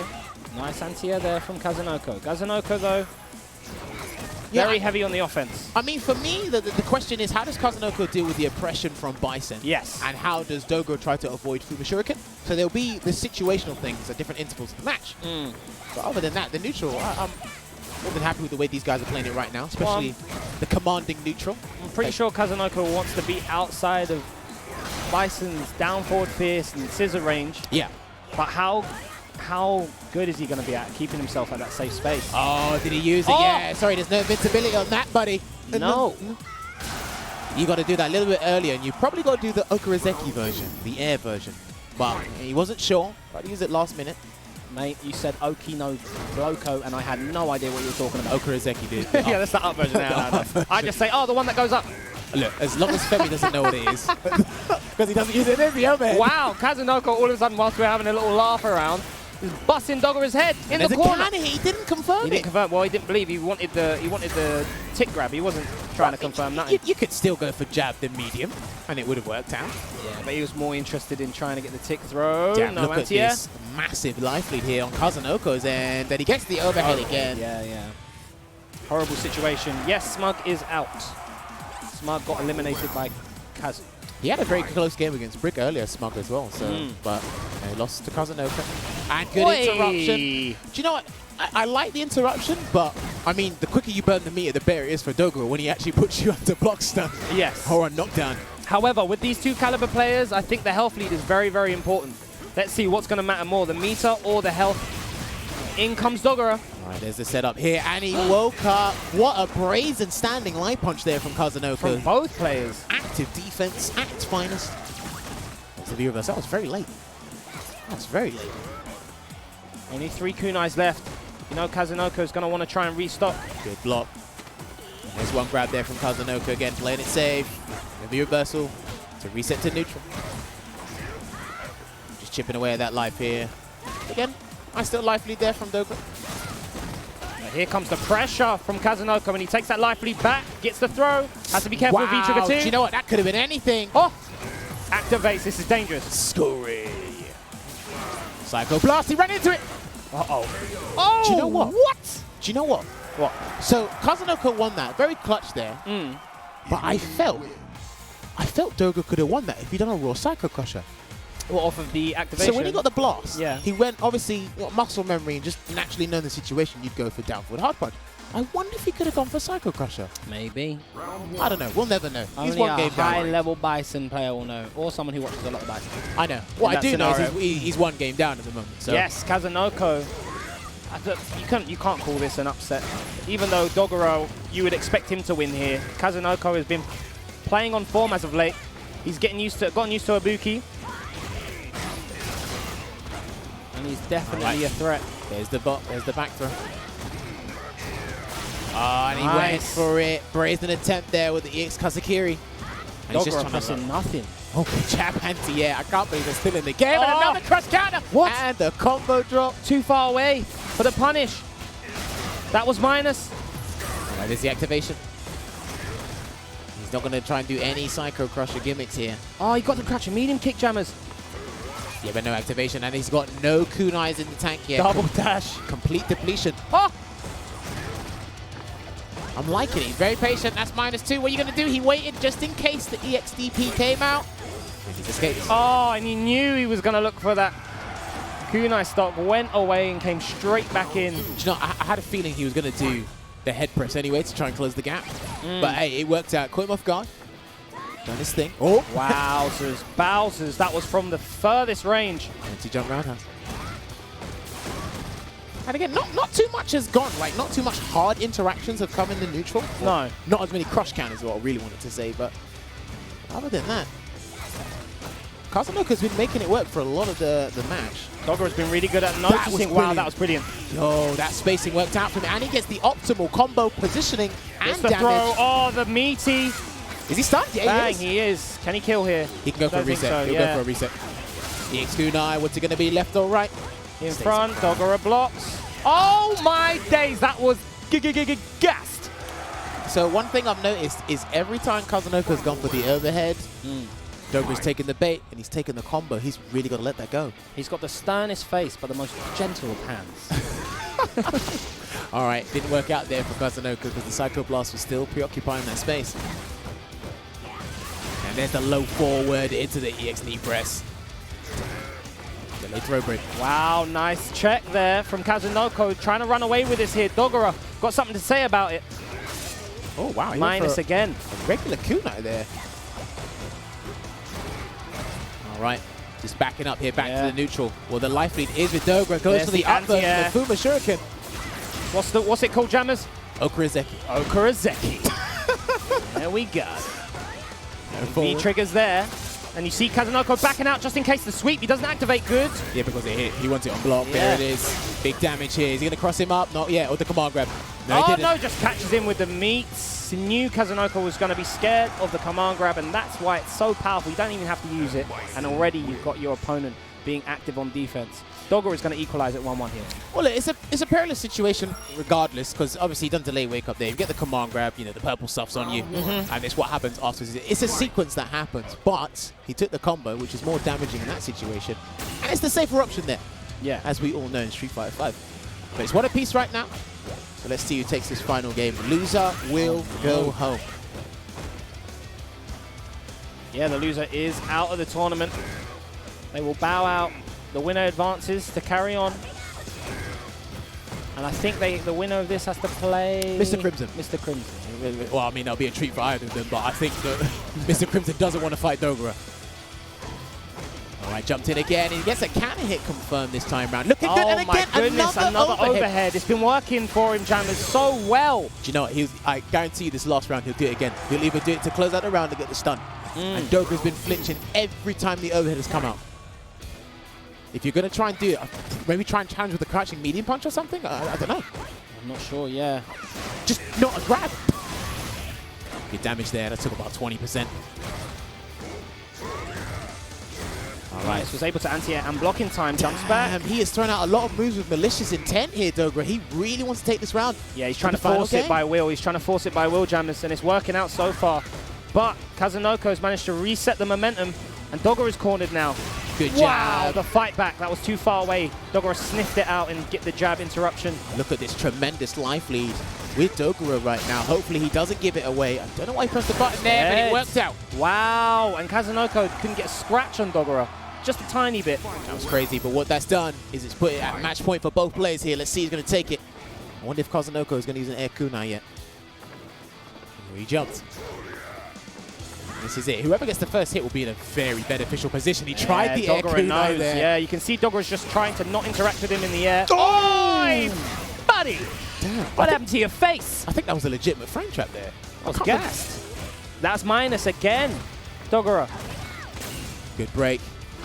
And again, Kazunoko's going to keep that in mind. That's an option, yeah. That's an option he's gone to.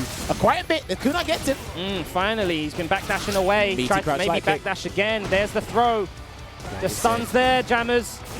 He's not letting go. Other side, the punish. This is it. This is it. Oh, he tried to overhead. I told you he's going to try and use to close out the game. That's minus. He only had one kunai. Dogura interrupted too late. Kazunoko's still in here. He has no kunais, though. Oh, my goodness. What? He's waiting for Fuma Shuriken. That's what he's waiting for. Oh, the punish. That was a clean punish with the edge Overhead. rider. Oh! That was legit, actually. As a psychological thing, that was legit. Because if you back, that surround has guaranteed to catch you. Oh, V-reversal, mate. No, that's it. V-reversal. He wasn't going to do it. He didn't get a chance to use Fuma Shuriken. And Dogura, he says, I know, look, I beat you in this other game. It's fine, I know. It's all right, Kazunoko. You had a good... Well, I'll let you, get close, for the story, make you feel like you're going to win, and then snatch it from you. He's like, look, I know, it hurts. Yeah. Roundhouse hurts. Yes, you should have V-reversal. Yes, you clip me with the overhead all the time. We don't know what they actually said to each other, but we're just having our own conversation. I think that's what they said to each other. I think that is exactly what they said to each other. Do you know what? Despite the game not being their main game right now, they illustrated really good play to us, and really good stuff there from Dogura. Keep composure, and like I said, the overhead was coming. It was, and it did come. It did come. He did the throw, and then right at the end, overhead. But the reason why my face got excited, Jammers, talk to the people. Talk now. You talk to the people. You don't want to talk to them? You talk to the people. I'll talk to the people. Right, what we got? What we got? Oh snap! Sorry, I just looked at the bracket and I saw who's taken his seat. Yes. So we've got the Evolution 2018 champion. Problem X has come back to the seat. Now, he lost to Nauman in pools earlier today. And apparently it was a very close round. So he won 2-0 Nauman. And now, for probably the upteenth time, we've got Problem X going up against Punk. They've been in grand finals, round 2s, playing for top 16s, playing for top 8s. You name it in the bracket, these gentlemen have done. Yeah. And again, to regurgitate the point, if you guys have followed Capcom Fighters and you haven't seen Winner Stays on Talks with Logan Sama, Punk, and Problem X, please, after this event, Go and watch that. Oh, yeah, that was the way brilliant. the way those two were chatting in that video Yeah. is the way those two naturally chat to each other. They're great people. They're I've got champions. to say, I watched that. Problem X in that interview was amazing. Yeah. Not just that answering questions, all that, but he brought up insightful questions himself. He brought up questions to Punk. He got Punk involved as well. Yeah. It was brilliant. Because I'm not sure. I know Punk a bit from Street Fighter 4. I've met him that many times. Asthma. Sorry, I saw the title of that costume. It's called Psycho Miasma. That is a mad title. Shout outs to Capcom. Shout outs to Capcom. Sorry. Sorry. I love that title. But yeah, anyway, it seems like Punk, when he's around people that he knows and feels comfortable, Super comfortable. is very talkative, In but his could element. be quite reserved. And I think Ben, or Problem, sorry, should use his actual Street Fighter name, brings that out of Punk.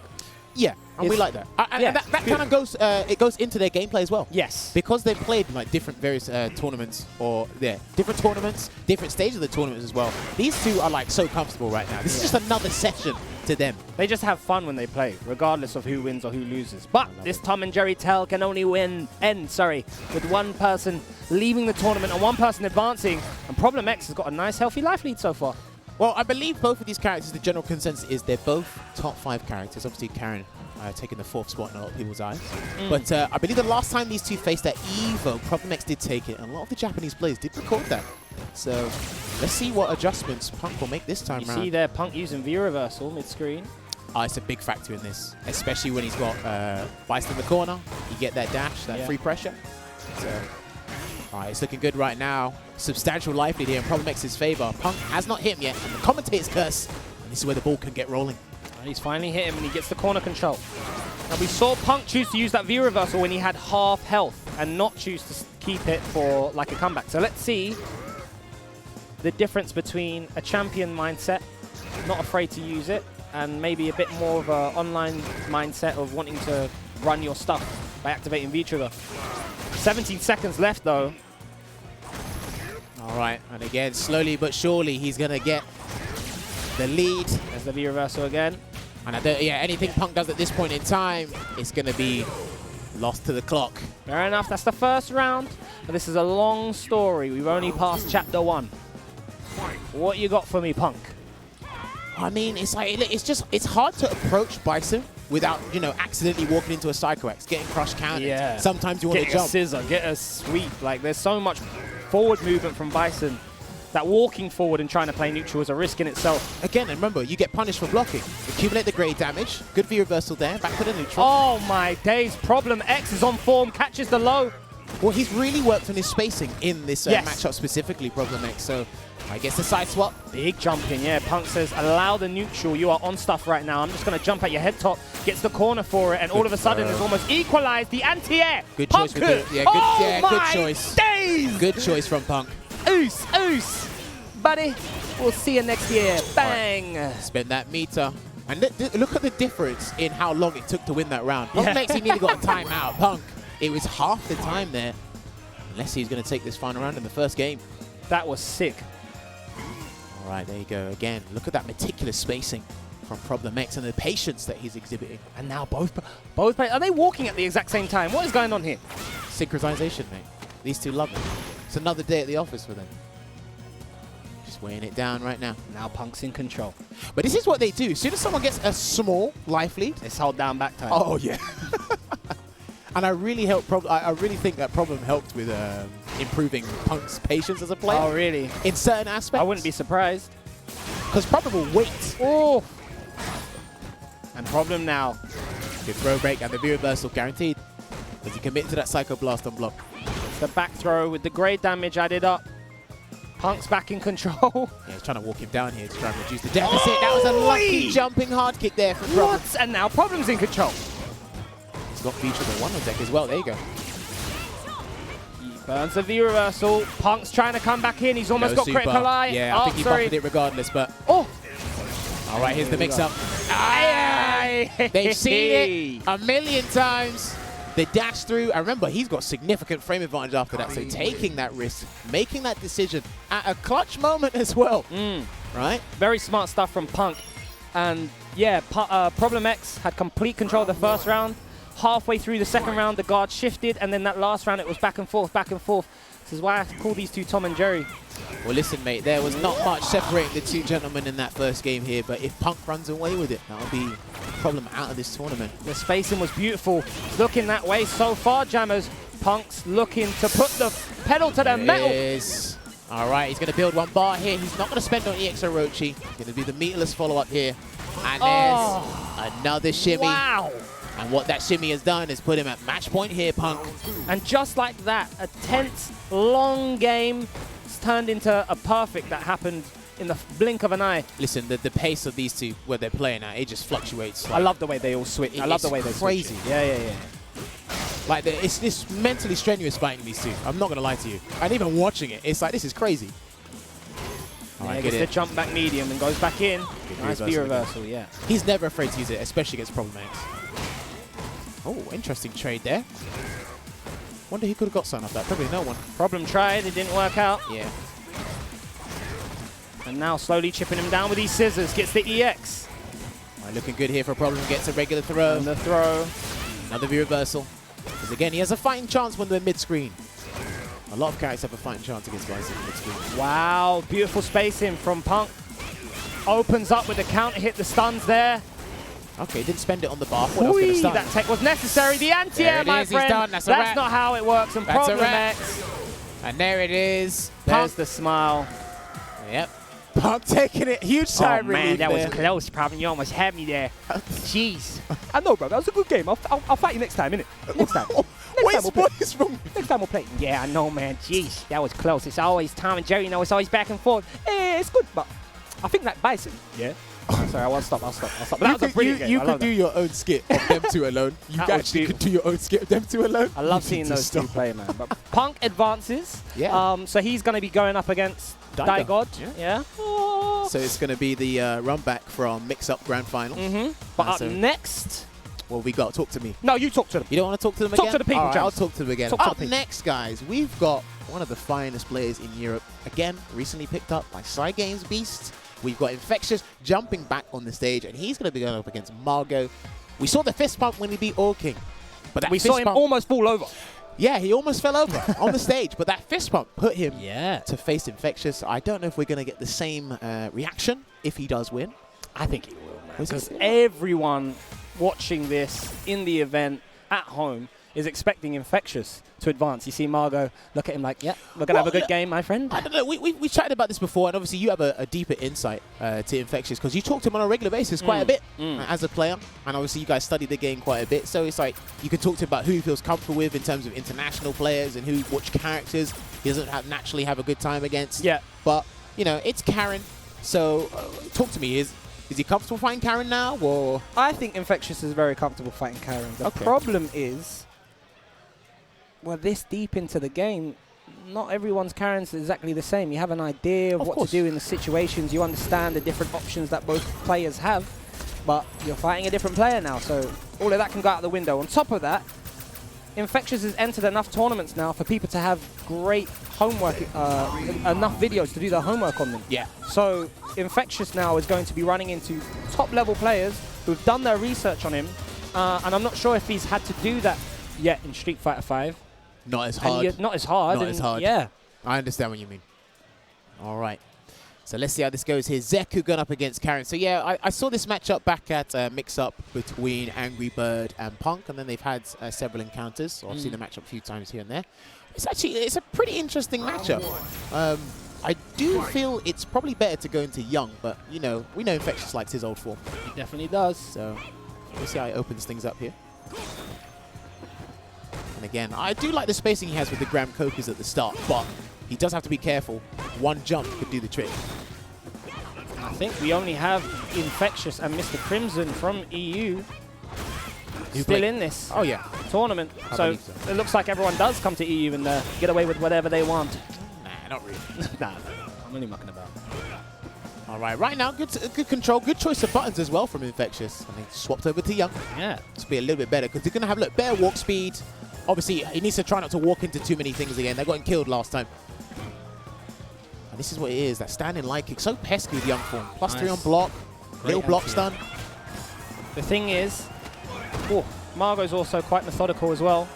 Oh yeah, look, he's a very meticulous player. So you can see these guys spacing themselves at the perfect range and continuously adjusting themselves to... Trying to catch him with a delayed V-trigger 1. No dice there. And right now he is blocking it out. Try to punish those landing frames. Gets away. I'm not Rashid. I mean, look, Zeku has some of the best wall escapes in the game. Puts him back into the corner. And he jumps off again. He's got like 3 or 4 different ways off the wall. So it's very hard to keep up with what option is going to be. 17 seconds left. All right, Mago's going to make something happen here. Next hit will win it. Nice interruption there from Infexious. And the one thing that I think Infexious has over a lot of players that fight Karin is when he blocks crouching medium kick, because he's such a mathematician, he understands frames so well. So he knows what the player likes to do after a crouching medium kick on block, and he'll adjust to get the max punish out of it. Well, I kind of encourage players, if you're like dealing with Karin's crouching medium kick at a certain distance, see what button you can press. If it's long reaching, or you just have to let it go. So some people just walk, like he will block a crouching medium kick and walk up. All right, going trapped to the corner right now, and that was a very awkward cross up there. It was. Because I thought he was going to stay in front, to be honest with you. And Mago, now with the corner control. Another throw. And another throw. He's going to do a third one. Oh, he tried to go for the shimmy, but he was already committed to the wall escape. Did that punish the jump back? That's going to be big damage. Did that punish the jump back frame? It might have. No way. Is Karin done? He's not dead. She's not. Oh, she might be dead. No, she's not dead. Health left. He's got V-trigger 1 as well. Watch out for the critical up. The tech. So necessary. Mago fights back. One more hit and he's got it. Got the throw again. Go for a throw again. Yeah, just finish it with throws. Yeah, because Infexious. Oh, he done it. He done the classic at a critical moment in the game. And Infexious, I wish you guys could see his face because it has not moved. It has not moved. Ryusei Shadow. Let's see how it goes here. Mago bringing it back. And look, that's a good thing because it's like what Margo's willing to do to win a round. Yes. Infexious will take that data and save it for the long run here. High-level mind games between both of these players. Oh, they're canning it. Beautiful stuff. Recognized Infexious button timing, and now Mago in full control. This corner's been so scary. Oh, wow. He walked in. Did he press a button or walk into that? Yeah, he pressed the button. Had to get the crush counter. Wow, and he let that rock. No punish there. He's probably waiting for the cancel for the V-trigger 1 attack. Nice. Gets the sweep into V-trigger. Does Mago. Throw again. And there it is. No Nothing out of it. Here. Oh, no. Whoa, that's big. The right that's big set. damage. I think he's... That's going to be big damage. Is that going to be dead? Because that was a can hit stand round. Yeah. Down. I think he's done. Boom. Oh, no. No, one more hit. And again, same situation. Exact same situation as last time. The jump in. Hui. Mago was a bit too late, and Infexious will be very happy to get that first game because Mago looked to be in complete control there near the end. Well, I mean, I like the patience that Mago is exhibiting in the neutral. And then again, like the well-timed crouching medium punches there, gets to confirm or applies that pressure regardless. But he's gone back to character select screen. I like this. I like this from Mago. He's ruminating. Because with Infexious to clutch out that last round, it was off 2 jump-ins, really, that set up. It was an unlucky reset with the roundhouse as well. Oh, yeah, and it was canny, so it worked out for him in the long run. So, other than that, that couple scenarios where he got in with a big risk, Mago was in complete control. Anti-aired, it would have been a completely different story. All right, so nothing's changed in terms of the character of the V-trigger, so it looks like it's just going to be slight adjustments here. But again, like Mago didn't play too bad. Took a risk to kind of take it to the final round, but I think Mago just wanted to reset momentum because he knew he was in control. He didn't want Infexious to get too comfortable. Trust me, there's quite a few Asian players that just have a problem fighting this style of Zeku from Infexious. It's a breath of fresh air. Shout out to Angubo because I love watching him, but these guys are completely perplexed against fighting Infexious. Yeah, there's been a few people who we've seen being able to completely shut down Infexious. Bonchan being probably the king at it so far. I see what you did there. Thank you very much. All right, looking for that crouching fierce. No dice at the moment. Switches to Young. This is it. And again, it's just been stray hits from Infexious right now. And look at the life lead he's got at the moment. Oh no. Dashing block. Got the crouching medium kick buffer. Good damage there, about 20% taken off. And another can hit, he's done. That's a wrap. Come on. That's a wrap. Back throw, or not even back throw. Neutral jump hard punch. Going to take him to match point here, Infexious. And if he wins this, he will be in the top 8 of the loser side for tomorrow. Processing information. Mago. Optimal losers. Right now, looking really good. That is +1. You got to respect that. Stand hard punch into young form. It's +1 on block. Didn't respect it there. There's that crouching medium punch. Boy. Straight to the corner. Try to go for a shimmy as well. You know what? How he identifies when the opponent wants to go for a shimmy Infexious is actually pretty good. I see that wake-up jab coming. Wow, now watch and learn. Gets a big health lead now. Mago, can he stay in this? He is going to be out of the tournament if he can't close out this round. Bro, that was what the unfortunate. hell? He went for the crouching fist. The game said no. Sent her the wrong way. You thought I was going to be there, didn't you? No. All right, there's a Gram Koku. One more hit will do it for Infexious. No. And the back throw. Dash up back throw to destroy mental game. Infectious advances. Goodbye, Mago. What is wrong Great with you? stuff. I don't know, man. I've been drinking Red Bull. Great stuff to Infectious, though, to close that out. I love that match, you know. Mago really impressed me this tournament. And I look forward to seeing what he can do in the future. It's been a while, and he's a very strong player still. It's just like, I think this season's been a bit weird for him. Obviously making the transition, and his results have been fluctuating. So, but Infectious takes it and makes another top 8. No, he's not in top 8. He's got to play one more. Has he got no? Like he Is just that beat top Mark. 8? Yeah, Oh, he's in top 8 now. He's made another top 8. Yeah, What the hell? Side games. I've been following the bracket. You've been following. Well, you've got the laptop, to be fair. I'm not sure about you, fair, but mate, that's you know? another top 8 under his belt. Yeah, that is another top 8. Side games. What the hell, man? Great signing. Brilliant pickup. Great signing. And another premiere event as well. Another premiere event. But enough about Infectious. Enough about side games. You know what time it is. It's that break time, okay? We're going to be back. When are we going to be back, Jammers? We're going to be back in about 5 minutes. We're going to be back when we're back. He's trying to be polite. Whenever we're back, all right? We'll see you soon. Keep it locked.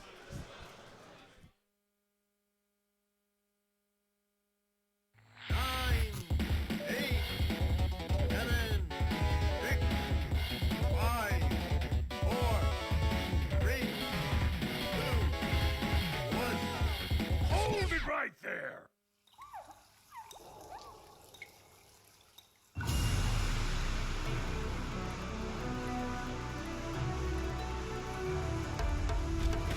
The main event! Your show!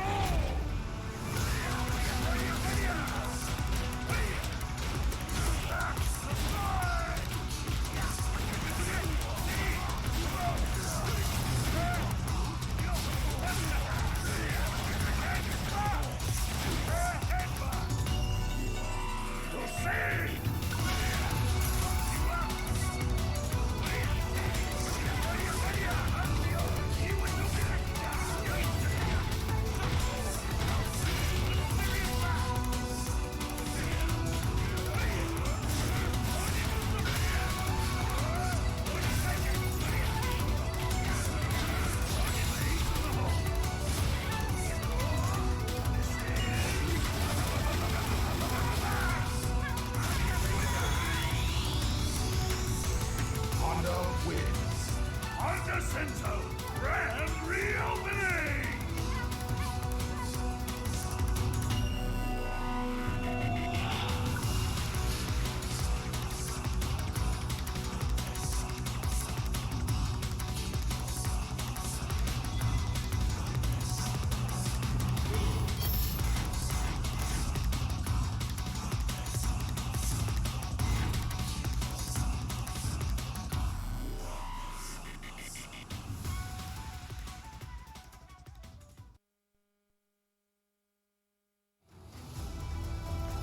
This is the path of my destiny.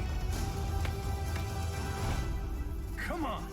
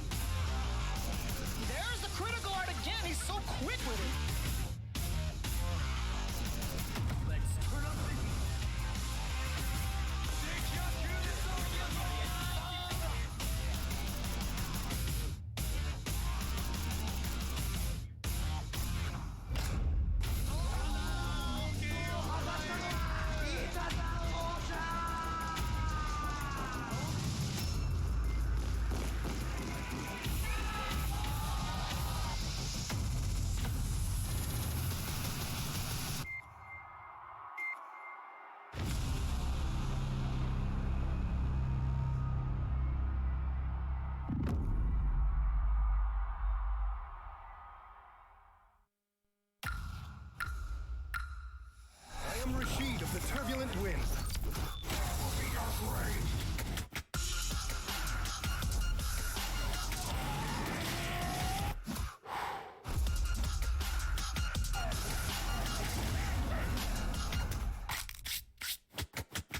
Rashid wins.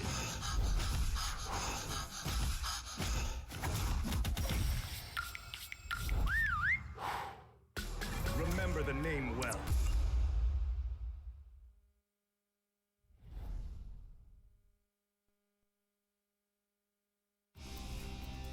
This is the path of my destiny. Dare you challenge the king?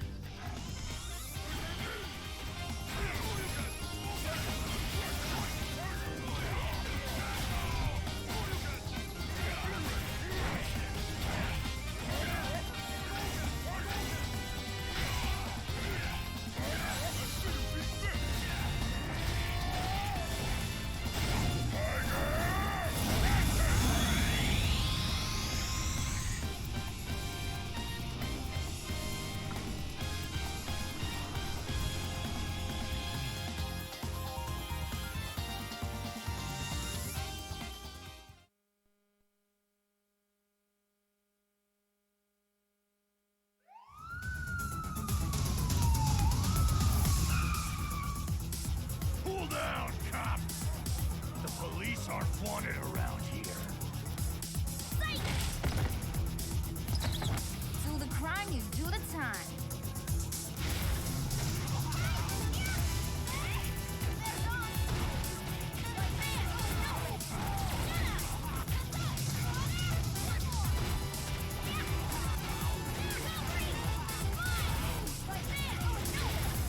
You need a cup of coffee?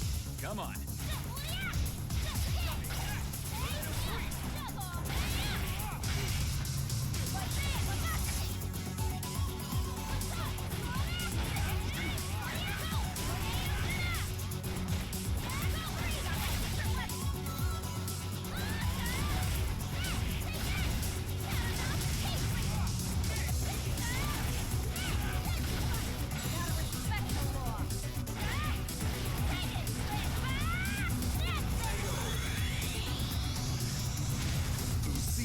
Wins.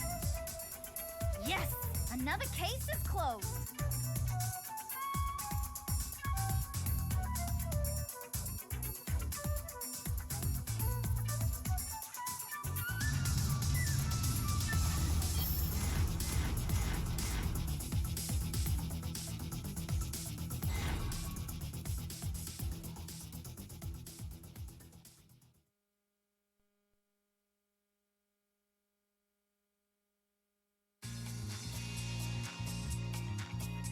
Oh, worn out already.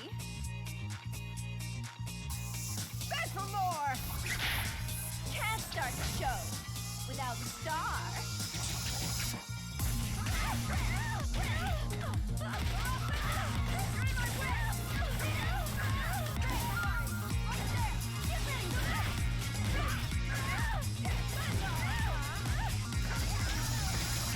You want a second chance?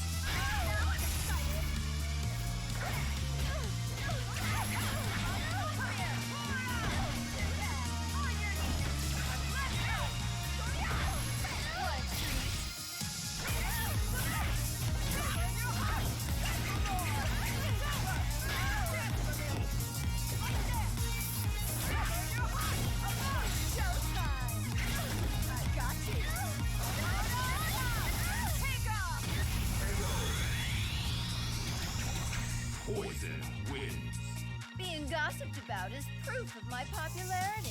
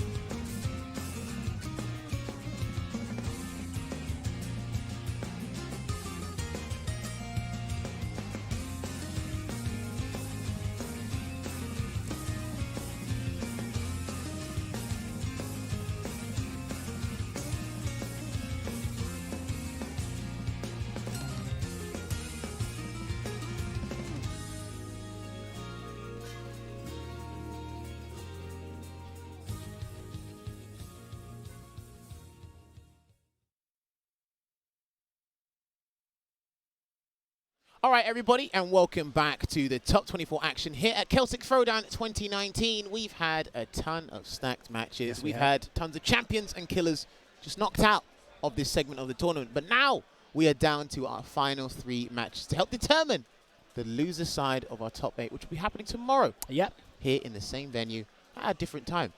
However, up first on the stream, we got our animated number 2. Animated right? number 2. I still give it to John Takeuchi because of what happened. Okay. But we've got Ryusei jumping on, and he's going to be going up against Moke. Now, surprisingly, Moke's had a good day.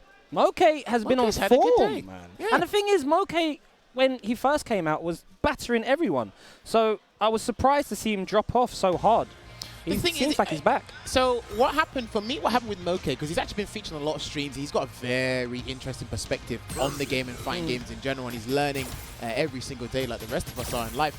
But when Rashid got normalized in season 3.5, he thought Rashid was done. And he switched to Cammy, but Rashid wasn't done because he won Capcom Cup, courtesy of Gachiken.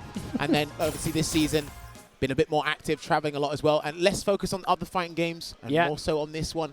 And he finds himself here trying to qualify for top 8, but he's got a worthy adversary in Ryusei. Like I said before, this guy only attends premier events. This is just another one to add to the list. Yes, and we did see Ryusei get knocked into losers by animated number 1. Yes, the John number 1 Takeuchi. headband. He bumped into a lot of Rashids today. Ryusei's bumped into a lot of Rashids today. So let's see what happens between Moke. Let's see if Moke can also contain Ryusei, because that's what John Takeuchi did so well. He just contained him, kept him in that corner. And he abused crouching medium punch quite a bit, because like I said, crouching medium punch against 4-frame button characters when they have no access to their view reversal is literally a mix-up in itself. Yeah, let's go Ryusei. I see everyone in the stream chat bumping up Ryusei. All right, so I like Moke as well, though. I really like him, man. No, I like his style. Again, it's another methodical, efficient playstyle with Rashid. It's just, I don't think he has the flair that Gachiken and John Takeuchi has. But hey, I could be wrong. He could be qualified for top 8 tomorrow. Let's see how it pans out here. Here we go. We're going to start off. Couple of B-gons, couple of whirlwinds. Yeah.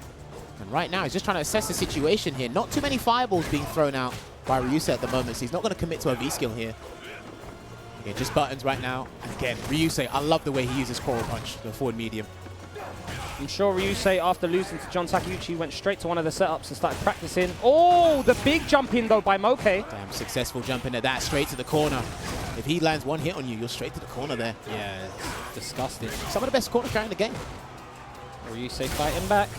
And this is just straight hits, by the way. Fireballs, no full conversions, activates V-trigger from the EX Chariot. And there's the throw bay. He might be able to close it out. Yes, he will. Yes, he will. He built the meter just in time to close it out with EX Chariot. Didn't even need to use the second mirror. That was a thing between John Takeuchi as well. When Ryusei managed to get his V-trigger going, we remember John Takeuchi had that amazing defensive series to close it out. Good break right now. We find ourselves on the left side of the screen. Again, remember, this happened against John Takeuchi. Does he like the left side of the screen a lot? I don't know. Let's see if we can find the right side. Ryusei with his back to the wall again. Yeah, marshalling him in the corner here, Moke. This is really good, but he's trying not to overcommit. So the shoe's on the other foot. Good forward throw. And back to the left corner we go. Stand medium kick. That's a very good poke. Oh! Underused poke there from Rashid, but Moke uses it quite a bit. Nice little jump in with light. The activation, and he won't be reversal because he doesn't want to put himself in the corner. Oh. Backs off. There's a conversion. Nice confirm. No. I don't know. You know, that worked out. It worked out. It worked out anyway, yeah. He gets the round and advances with full meter. I wonder if the mental fatigue is kicking in. I can see Ryusei taking a lot of deep breaths here. And again, for every blunder you make, Beautiful stuff. You got to fight from the corner, man. That's some deep stuff. Yeah. There's only so much the brain can take. Back throws him into his own corner. Nice counter hit. And a jump off the wall there. No chase down from Ryusei. Didn't want to risk it. What? That crouching light kick range is nuts. What is the thing? Both of these two characters got amazing crouching light kicks. Obviously, Rashid has a little bit better in terms of range. Throwing that out versus Rashid, though, when he's got so many normals like stand roundhouse that can crush counter, the crouching fierce. Yeah. It's very risky, and you see Ryusei here, the shimmy neutron, and that's going to be... He's got 2 bars, so he can make it work. There it is, the X-Minute mix at the final hit. That is going to be the game. We'll take it there. I lied. It was the penultimate hit. It was the second last hit. You were out by 1. Damn it. I know. That's how people lose their jobs. They're just one frame or one hit off. And that's why you're constantly in the lab. Am I right, my friend? I know, I have to. Jammers was up till like 3 o'clock in the morning in training mode last night. Not that late, but it was pretty late. I try to do the job as the best I can. But And you do a mighty fine job, my sir. even I can make mistakes. Oos. All right. Big fist into the whiff punish straight into the back throw. Damn, this is a lot better from Ryusei, but again, just walked himself into danger. Good check on the dash there from Moke. And look, from doing that, he already put himself in the corner. It's on the right side of the screen this time round. Woohoo! It's a little bit of an improvement. The stun Okay. is racking down, but Moke just manages to get into block. But it's gone now completely. Ryusei is back in the safe zone. Yeah, but it's like to get like some sort of ground or back to the neutral, Ryusei's had to splurge meter to do it. Whether it's on hit or block, he's had to splurge meter to do it. Good block, and that is safe. The V-Trigger 2 airborne Eagle Spike is safe. Nice. Yeah, no. Very true with the meter usage. Oh. We're saying, again, managed to get that shimmy, but it's not going to kill. I'm not going to spend that meter here. He needs one more hit. Making it safe, can it? I don't think you can convert off that, actually. I'm not too sure. It's a bit weird, but... You can either, and the jump back. I don't know if that's medium kick. Yeah, It looks like a medium. It's a button we seldom see, but it worked out there. It actually looks like a very good air-to-air for Urien in a situation like that. Every button has its purpose. And now, Ryusei, you don't want to give him another round, another game. Moke wants to stop the bleeding. Straight to the corner. He tried to get him to do a delayed throw there, but no dice from Ryusei, but he's still trapped in the corner regardless. And there it is. Beautiful stuff into the legit. V-trigger activation. That was legit. That was absolutely legit. The reset. Oh, and he went for it. Doesn't matter. He's got V-trigger as well, Jammers. Well, if he can just do the close one. Yeah, there it is. Yeah, there it is. Bang. Wow, gets the conversion off of that as well. Beautiful stuff. He's got one more. Other side. That's big, and he's going to convert. That was mad. Oh. Chases him down in the double light kick, Ryusei. Saving off that elimination. Do you know, I kind of like he used the close mirror instead of the furthest one, only because in case Moke did EX spinning mixer. Because probably the first couple of hits would have connected and he would have got hit by the mirror. That's probably why he used it, just as a defensive insurance. Smart stuff from Ryusei. He managed to close it out there. We're going to go to a final game. One of these two gentlemen will be going home. Moke looks so relaxed though. I mean, whoever wins this, they'll be fighting Infexious tomorrow. Will it be Ryusei? Yo, good Or will counter it be hit Moke? confirmed. That was beautiful stuff. That takes skill, you know. Crouching medium punch, intercoral punch to the charge. That takes skill. Something I can't do. The reason why these guys are fighting for top 8, they are the creme de la creme. All right, another jump in. Rashid's jumping roundhouse, pretty good jumping fight as well. Underutilized. Big on. All right, there you go. Just trying to actually press the buttons here. Good buffer into the EX spinning mixer. Sorry, EX Eagle Spike. Wakes up with EX and another one. Oh my days. The defense. Yo! Oi, Moke says, not just Takeuchi. And another one! With the EX spinning mixer. That's the thing as well. Moke plays so relaxed and calm and solid that you don't really expect him to do an EX reversal. Listen, it's the silent ones you need to be watching out for. Silent but violent. It's the silent ones you need to be looking out for. And that's put Moke here at match point. Is he gonna lose to 2 Rashids? Is he? Is he gonna get double Rashided? We'll see. All right, regular grab. Into the corner again. Fights back. Can he confirm? And he made it with. What? No, it didn't work. He charged the fist. Oh no, but that was the right thing to do though. That was the right thing to do. I think, I'm not sure if it was just, he did it a bit too slow or whether it works, I'm not sure. Look, either way, I hope he doesn't like live to regret it. Hope he doesn't like play on his mind. Same here, Jammers. This is looking bad. He's got V-Trigger 2 on deck. He might go for a roundhouse activation again. No, there's the EX headbutt, and now Ryusei can activate himself. Good jump back jumps there. back. Brilliant stuff from Moke. Very fortunate. There it is. Oh no, didn't activate. Good Gets throw. the throw. Doesn't get much off of it. He gets a Gets a meaty, reset. All right, there's the violent knee drop, back dash, and there's the safe activation. And what's it going to be? Next hit will win it. Is he going to do an airborne Eagle Spike? EX knee drop again. Swing and Into mix up. reversal. He's got no meter. He's got to take this. And the jab. 2 Rashids. Ryusei says, well done. I like this guy, man. I know you do. Ryusei's sick, bro. Gives him a pat on the back and was like, yeah, well done, man. Well, look, He deserved it. this is his second top 8 that he's qualified for on the circuit this year. And his treat, he'll be going up against Infectious tomorrow for the loser's side there. But again, well played. Sorry, was I talking about Ryusei? I was talking about Ryusei, wasn't it? Moke, sorry. Yeah, that was my fault there. Moke does it. And I actually think that's his first top 8 like in quite some time. Yeah, I've not seen Moke in top 8 for a while. I think that's his first top 8 in quite some time. I have to do my research again to double check. But like again, that's efficient, and not many people have been paying attention to Moke. Yes. He's been around, he's been competing, but obviously he makes it to top 64, then gets knocked out pretty early in those knockout stages. But he's been doing well, and it's good to see him in. It's good to see him back on form. Yeah. And in the top 8, I hope that he does well. But another European player still left in the tournament is Mr. Crimson. He got sent to losers by Sako. Yeah, I and believe so. His treat is going to be fighting Dogura. So this is going to be interesting because they both have a main and a secondary character. So is it going to be, you know, Dhalsim versus Bison, or Dhalsim versus Urien, or is it going to be, you know, Bison versus Karin, Urien versus Karin? I wonder what it's going to be. I think from these two. Crimson will go whatever he thinks is best, and it's best that he does that because he's in the chair and no one else. Yeah, of course. But I would like to see him stick out with Dhalsim because I'm not sure if his Karin is ready for this caliber of player. I mean, this is the perfect place to test it. However, he doesn't have the points to do so, which a lot of these players do. The fluidity with his Dhalsim is just nothing shy of amazing. Yeah, they're gonna do Dhalsim versus Urien. Like I said, he plays his character with such elegance. He just completely embodies what Dhalsim's all about. Elusive, you know, go to frustration from full screen. This matchup must flipping suck. So here's the thing, right? I spoke to Shakz Broski and AD Terminal. I spoke to them guys. I said, so what's the verdict on this matchup? They said it's pretty difficult for Dhalsim because as soon as Urien uses the V-skill Metallic Aura, things can be a bit difficult. And if you do it at a perfectly spaced range, and this is what I looked at this recently. So safe armored moves actually give characters like Dhalsim a hard time because you armor through their go-to normals, so you kind of make them irrelevant at certain intervals of the match. And then you just get a free way in. And Dhalsim doesn't really get much when you're at -2 or relatively safe position because stand light punch, stand light kick, you can block it out. Yeah, and you can see Mr. Crimson's gone with a more of an offensive approach and pushed Dogura into the corner.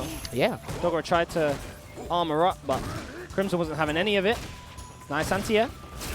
All right, just floats over the Metallic Sphere and then slides up. I like that sliding out. There's a jab, and that was unfortunate. This is going to be big here for Dogura, but he didn't cancel it into heavy Metallic Sphere, but it's worked out either way. The problem that we often see with Crimson on stream, he drops a lot of stuff, a lot of errand mistakes. This is good. This is very good because he got the side swap. The positional advantage with a good trade. Nice. Smart stuff from Crimson to just wait for the knee drop. He saw Dogura holding down back. He's going to float. Yeah, he's going to wait. And here it is. He's Metallic Aura'd up.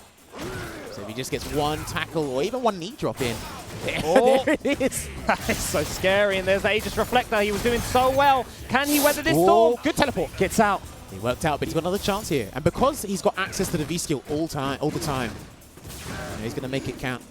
Not sure what that was for. Oh boy. Just goes over it. That was very scary here. 90 seconds on the clock. Someone's going to save some salt or some pepper. The double dash into the counter hit conversion. Are you mad? Dogura.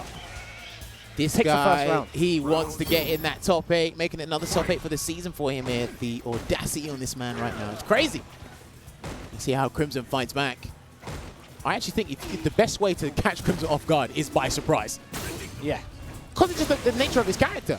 You got to do something outlandish to get it. And because Urien's got a high damage output, you can take advantage of this. That combo's so beautiful, Jammers. The stun's there as well. Fights back with a delayed jab into nothing. Gets out, though. Very good stuff here. There's a Yoga Burner. Let him cook. Let him cook. Cook up the man. Shout to Yaps. There you go. Look at that throw did about 210 at least. All right, there you go. Just keeping him caged in the corner once again. He tried to V-skill up. No dice. Tried to savor it. That nearly worked out for Dogura there.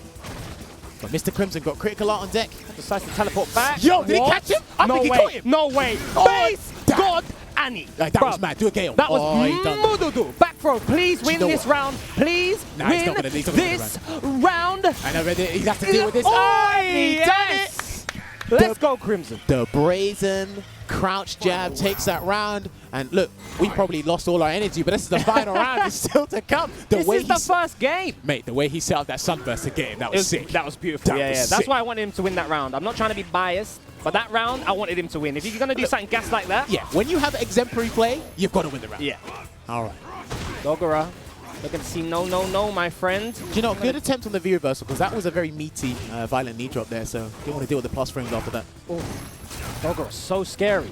Crimson having to... Oi! Clothesline him back to the floor. Get back down to earth, my friend. Forward throw here from Dogura. He's really trying to catch Mr. Crimson. Presses delayed buttons. He's going to side swap again. Let him cook. Good break. But then, look, even if you do the throw take, you're still getting cooked. So the grade damage forces you to move.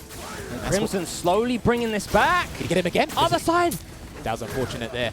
Doesn't finish his plate. Went for a throw instead. He's got to be careful. V-trigger locked and loaded here for Yes, Dogura. very much so, Jammers. He tries to... boy, that's it. My days, what the hell? No, he didn't spend meter. I'm pretty sure if he spent meter. Oi! Crimson. I think he knows it as well. Yeah. I think if he spent meter, the EX tackle, I really think the EX tackle would have killed Dhalsim.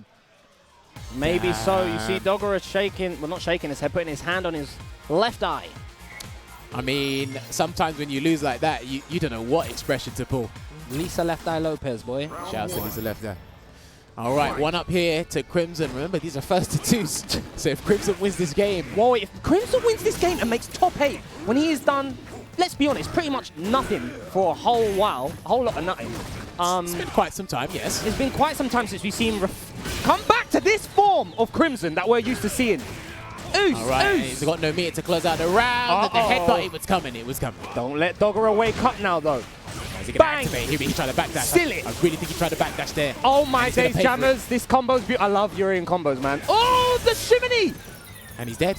Mary Poppins! That's all right, that's a wrap. You're dead! Erupts. Wow, the comeback! It's not going to be that easy, my friend. You see Dogger with a little bump. It was all from a dangerous headbutt, by the way. It was. It's all from a dangerous headbutt. A very obvious moment, but it's still a 50-50 in terms of decision making. But let's see if Dogger can fight back, and he gets a very good jumping hard kick. He eats the Kurt Geigers. And he backs off, and again, V skills up. He's going to savor himself. Yeah, he's got to be careful. He's got one bar to get in if he wants to. There's the chariot. And there it is. V-Trigger 1 activate. He's going to let him cook again. He tried to escape there, Dogura. And look at that. Great damage accumulate here. One button will do it. And Dogura knows it as well. Oi. I like those trades. I think the trade kind of works out. I think it's pretty even in terms of damage. Uh-oh. But he's going to build meter for CA. He's going to build meter for CA. He's done. Is he dead? No, he's done. He's dead. He's done, mate. There it is. Yeah, Dogura equalizes. And just like that, snatches that momentum back from Crimson. So what was that? 40%? 40% of an activation? You can't sleep on these people, man. These top level players. Yeah, but again, Sengan, look at the difference in how they won the game. Yeah, no, look at the exactly. difference. Crimson was like gut-wrenching that win. It was so like he had to pour his heart and soul to get that one game. Dogura was just like, okay, I got the hit. This is wild. So I like that Mr. Crimson's gone back to character select screen. They're going to take a moment to ruminate here because, again, let me reinforce the point. This is for the last spot in top 8 tomorrow. Mr. Crimson hasn't made a top 8 this No, we got year. Daigo versus Punk as well, no? Do we have that as well? Oh, my Yeah, bad. we did. Sorry. It's going to be the second last game. This is the penultimate game. But like I was saying, Sorry, Crimson hasn't made a top 8 in the Premier this year. Yes. He did make top 8 at Reflect, Yeah. I believe coming 3rd place. So this is big for him. And it looks like he is going to stick with Dhalsim. Right? Kneel before me when he's in got my no choice. presence. Now, I think the big problem Crimson had was when he had a substantial life lead and then he had to let go of the game-winning sequence. Yeah. And they allowed Dogura to come back, and then after that, you just tend to capitulate mentally. It's just, I think Crimson, it's always been a mental game with him. He's a good enough player. It's just all whether he's on job or not. But again, he jumps into the Kurt Geigers. Is that legit? Is Jump Roundhouse beat Crouching Medium Punch? Hey, Broski, you need to, if Broski's watching this, you need to message me and tell me if that's legit. All right, there's a Crouching Medium Punch anti. Ooh. I think it depends on range, maybe. It might do. That looks very Whether he's awkward. ready for it. It's that medium punch again. Oh, Very it's even. The trades. Thunder, and he's getting hit with all the charge moves Wake here. up, jab. Brave stuff there. Good Gale, good block on Dogura's end. Oh my days, it's a slugfest. Let him cook up again. It's a slugfest. He could have killed him. He could have killed. He had the hit. Oh, We've seen boy. this happen a few times. Oh, Dogura boy. with the overhead, the block. He's going to hold it down. And he got opened up. Oh, Still no. alive. That's Yes. a headbutt. That Dogura. was totally legit in a situation where 99.9% of the players went for a throw. Mr. Crimson done the same thing, and he fell victim to it. And now all of a sudden, Dogura is looking to eliminate Mr. Crimson. What a comeback. Always got to be very careful here. A lot of the aerial options for Urien have been actually working out against Mr. Crimson today. So he's got to be careful with his options. Oi! Good crouching hard kick. That was gassed. Just keep him here. Just keep him here. Oh, is he going to charge it? Just charge it. Just charge it. Let it go. Oh, okay. There's a violent knee drop again. Nice backdash. Will his head stay firmly on his neck, or will Dogura clean it? See, now the thing is, Straight off. Sorry, if Crimson wants another critical art, he has to take it to the final round because he wants to make amends on that mistake. That was a very big mistake. V-Trigger 1's on deck here. I wonder how Dogura's going to use it. Complete control of the neutral right now. A nice anti-air there from Crimson. He has to be careful here because there's that double dash and the engine has started. The V-reversal. Necessary. Oh my god, that could be punished. Wow. He's playing with fire there here. He was playing with absolute fire and brimstone. Fuego. And this is the final round, ladies and gentlemen. Who is going to take the next spot in top 8? Will it be Mr. Crimson or Dogura? First Blood takes it. There's another standing fierce. Good That trade. trade. That trade works out in Dhalsim's favor, by the way, But in terms of damage. Dogura has V-skilled up. Oh, big combo. And now all of a sudden, Crimson in big control again. He does not convert off of that. Should have gone for the back medium. There's He's the got thrust so kick. many hits off of that and just done nothing. Dogura in a bad situation now. Good Can he block, fight he's back? done. Oh, you salesman! In the Oh, you salesman. Donald Trump was that. Wait. He's still in it. He's still in it. No, He's not over yet. He's not there. Dogura put his hand on his head. Wait, this is it. Oh my god. The tech. He triggers there. Oh my god. Dogura. Hey, this is it. The This is engine's it. going. Hey, £50, he goes right. Jammers. Wait. What's happening? Oh my god. That medium kick. Mr. Crimson. He takes it over Dogura with the jump back medium kick. And he puts himself in the top 8, representing Team EnvyUs. Oh my god! Oh my word! Oh my god! Yes, Crimson, talk to the people. Talk eight. to the people. Let them know, young sir. Oh my god! Let them know. I nearly broke one of the arms on this seat because of how that ended. Do you know that could have been way worse? When he had the execution error and Dogura went for medium, if he done fierce, that would have ended completely differently. Oh my days! And that was wild.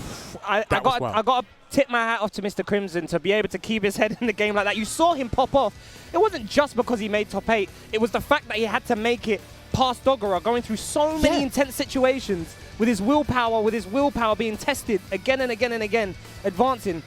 Oh. Do you know what? Full credit to Dogura for taking it to the wire there. Dogura did awesome. Do you know what? One thing I like that Dogura done, every blunder Mr. Crimson made, he punished. Yeah. Brilliant stuff. Immediately. And this is the thing, like, I've got to give Dogura credit. I know I said, like, Mr. Crimson has got a lot of stuff in terms of intensity and mental fortitude.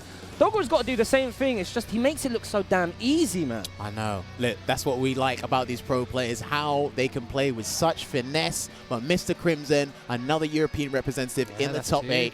But that, guys, was the penultimate match. But now, the final boss is here. The mix-up grand final. Capcom Cup 2018 round 1. It's going to be here. These guys have faced off numerous times. Daigo has done the homework. Let's see if he can pay off. And it can work here because he lost to Bonchan. It's first to 2, though. First to 2. So was Capcom Cup round 1. True. First to 2. But we know Daigo is better in the first to 3 scenarios. Of course, the longer the set, but of course, the more power he gets. Oh, so Ryusei got double Rashid. Daigo might get double carried. Maybe. But to be fair, it is an extreme possibility. Punk has been almost Daigo-esque in his performance and his run in Street Fighter V so far. So his mentality and his philosophy behind fighting games, I'm a huge advocate behind. Oh I love days. How is one of these people getting out of the tournament? At this late stage, I'm upset. Wow. A tear is going to come out my eye. All right, this is the final game of tonight, ladies and gentlemen, and we got the finest games for you. Finest of players, the finest of fighters have assembled. All right.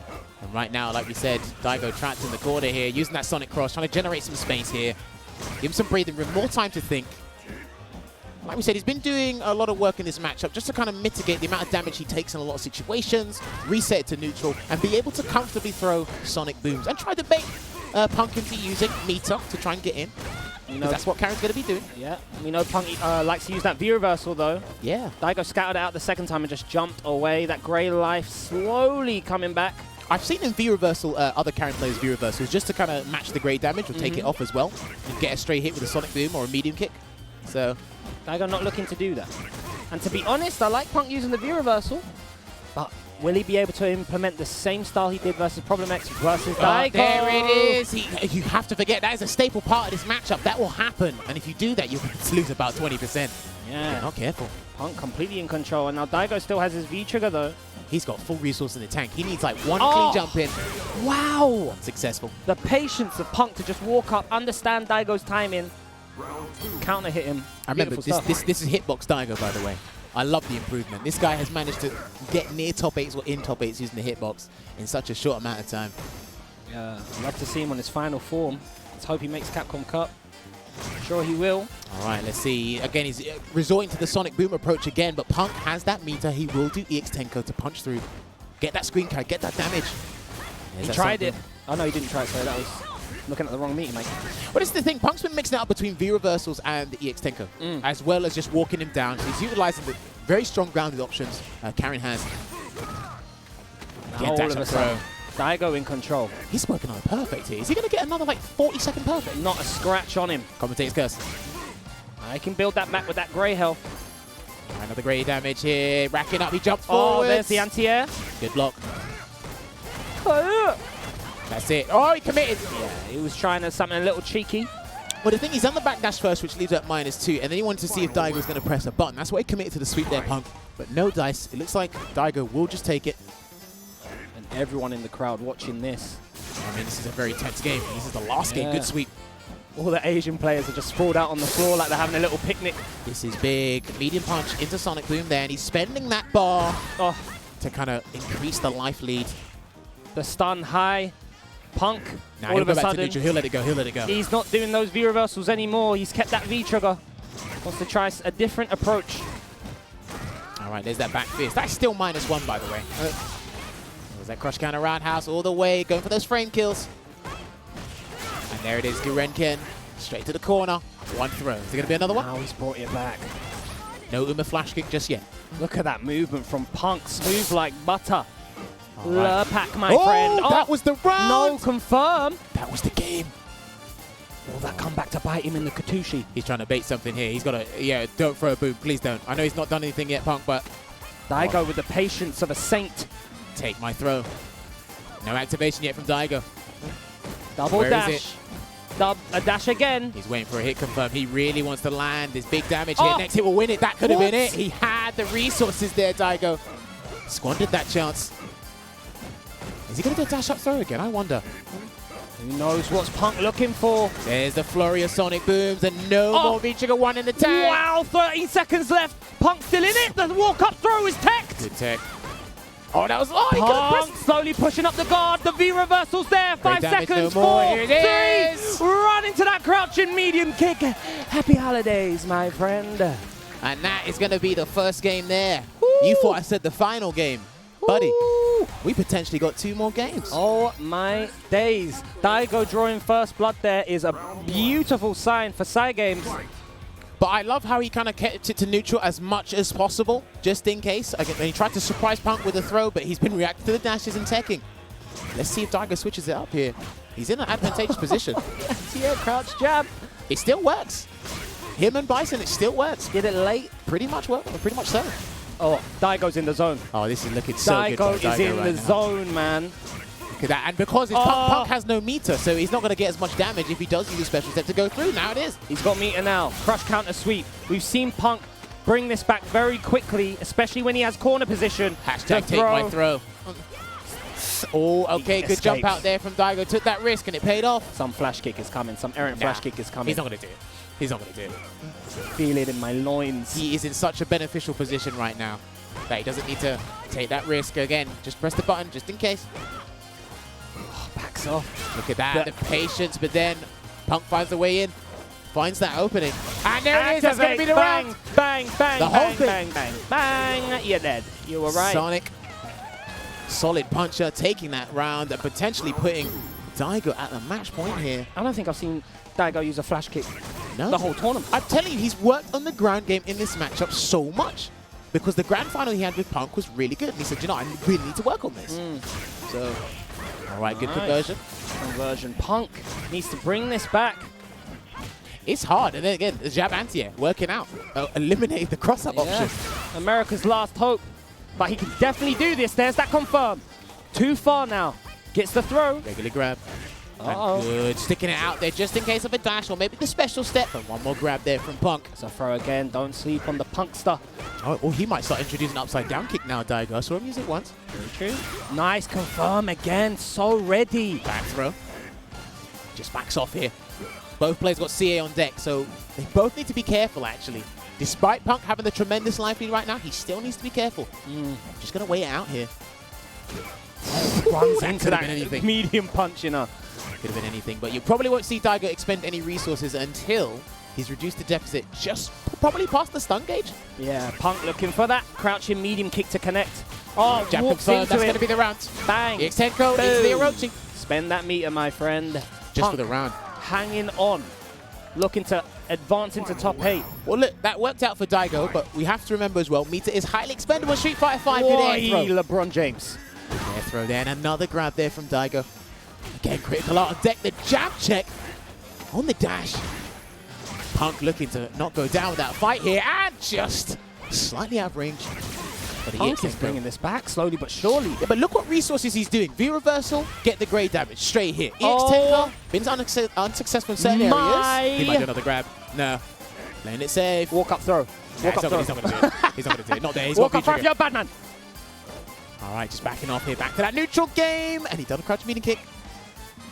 Just going to hold it down here, Daigo. He's more than happy to fight from here, but he's got to make something happen.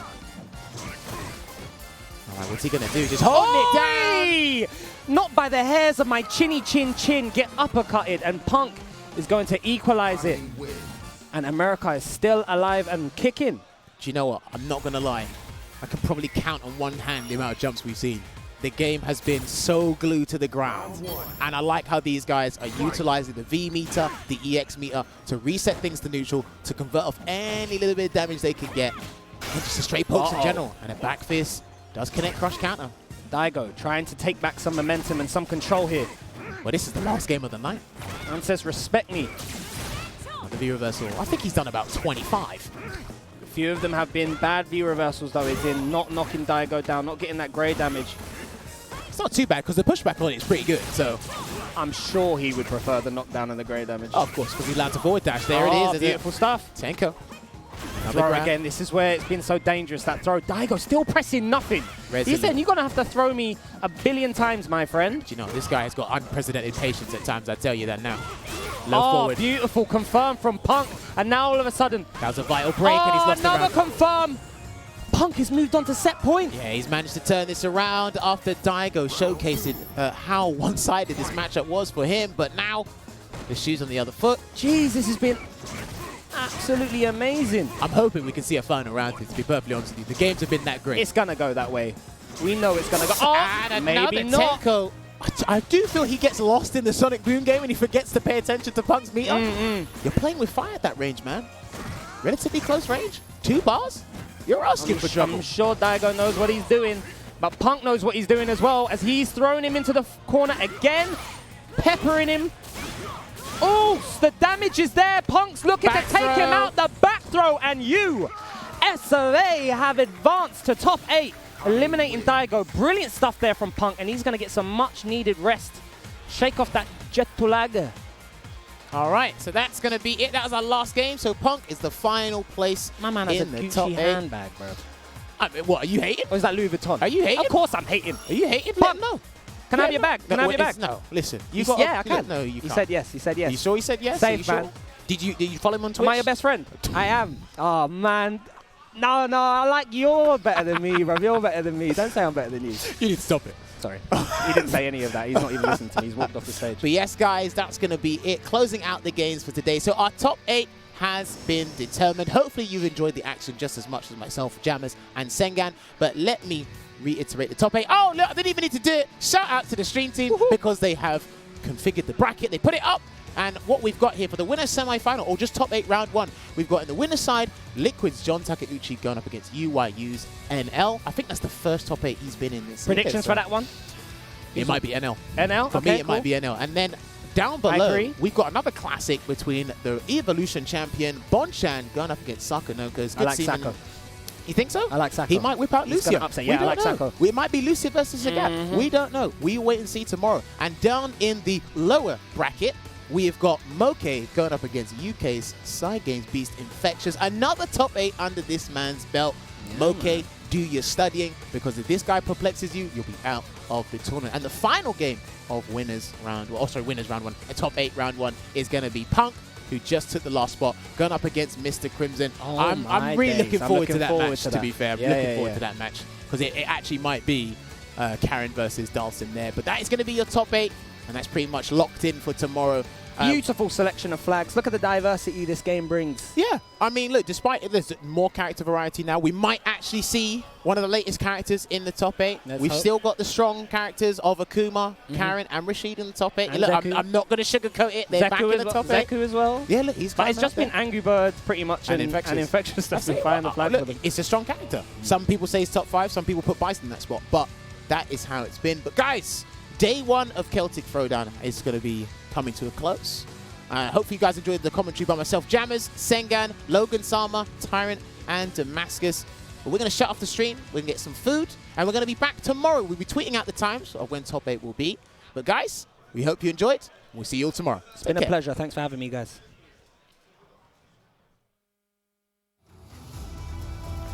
This is the path of my destiny. Come on.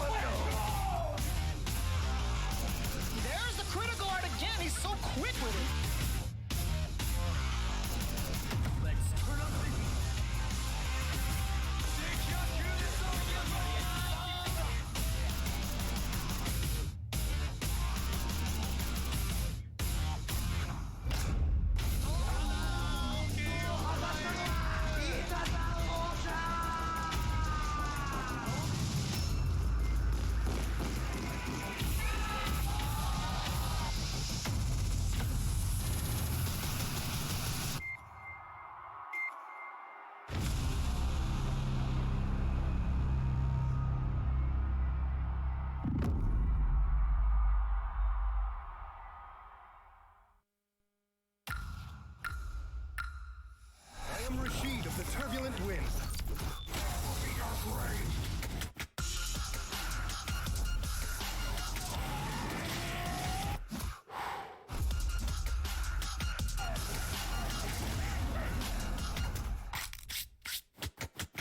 Rashid wins.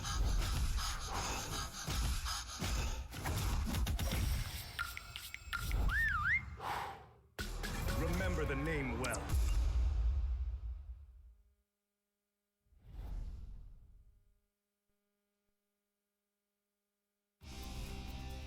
This is the path of my destiny. Dare you challenge the king?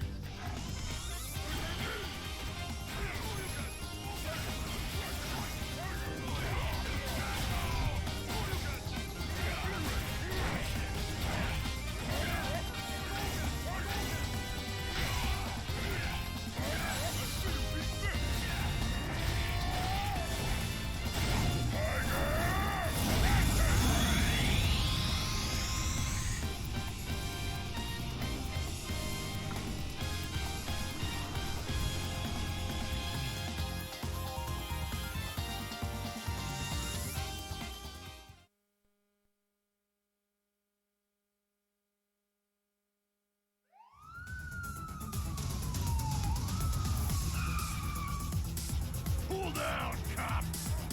The police aren't wanted around here.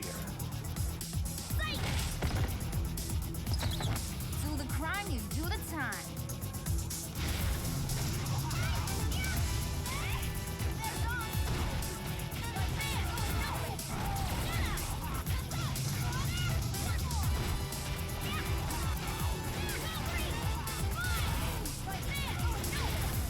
You need a cup of coffee? Come on.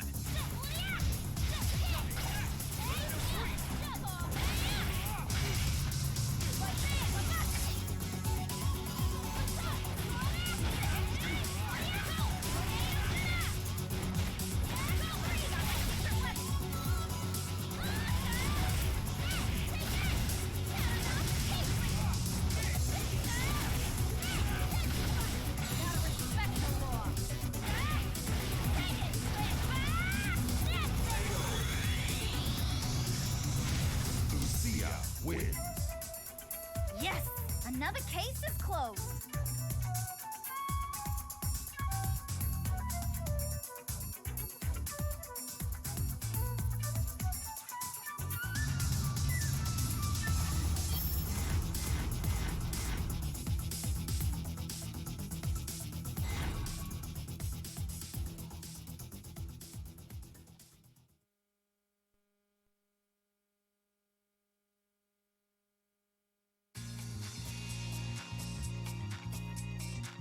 Worn out already. Back for more! Can't start the show without the star.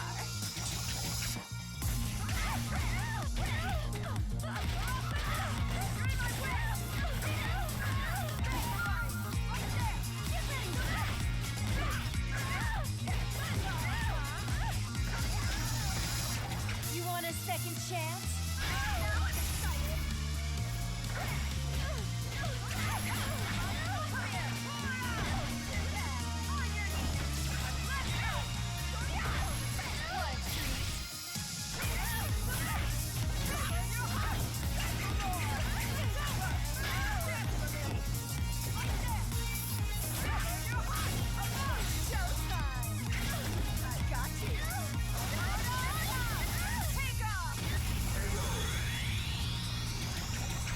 Poison wins. Being gossiped about is proof of my popularity.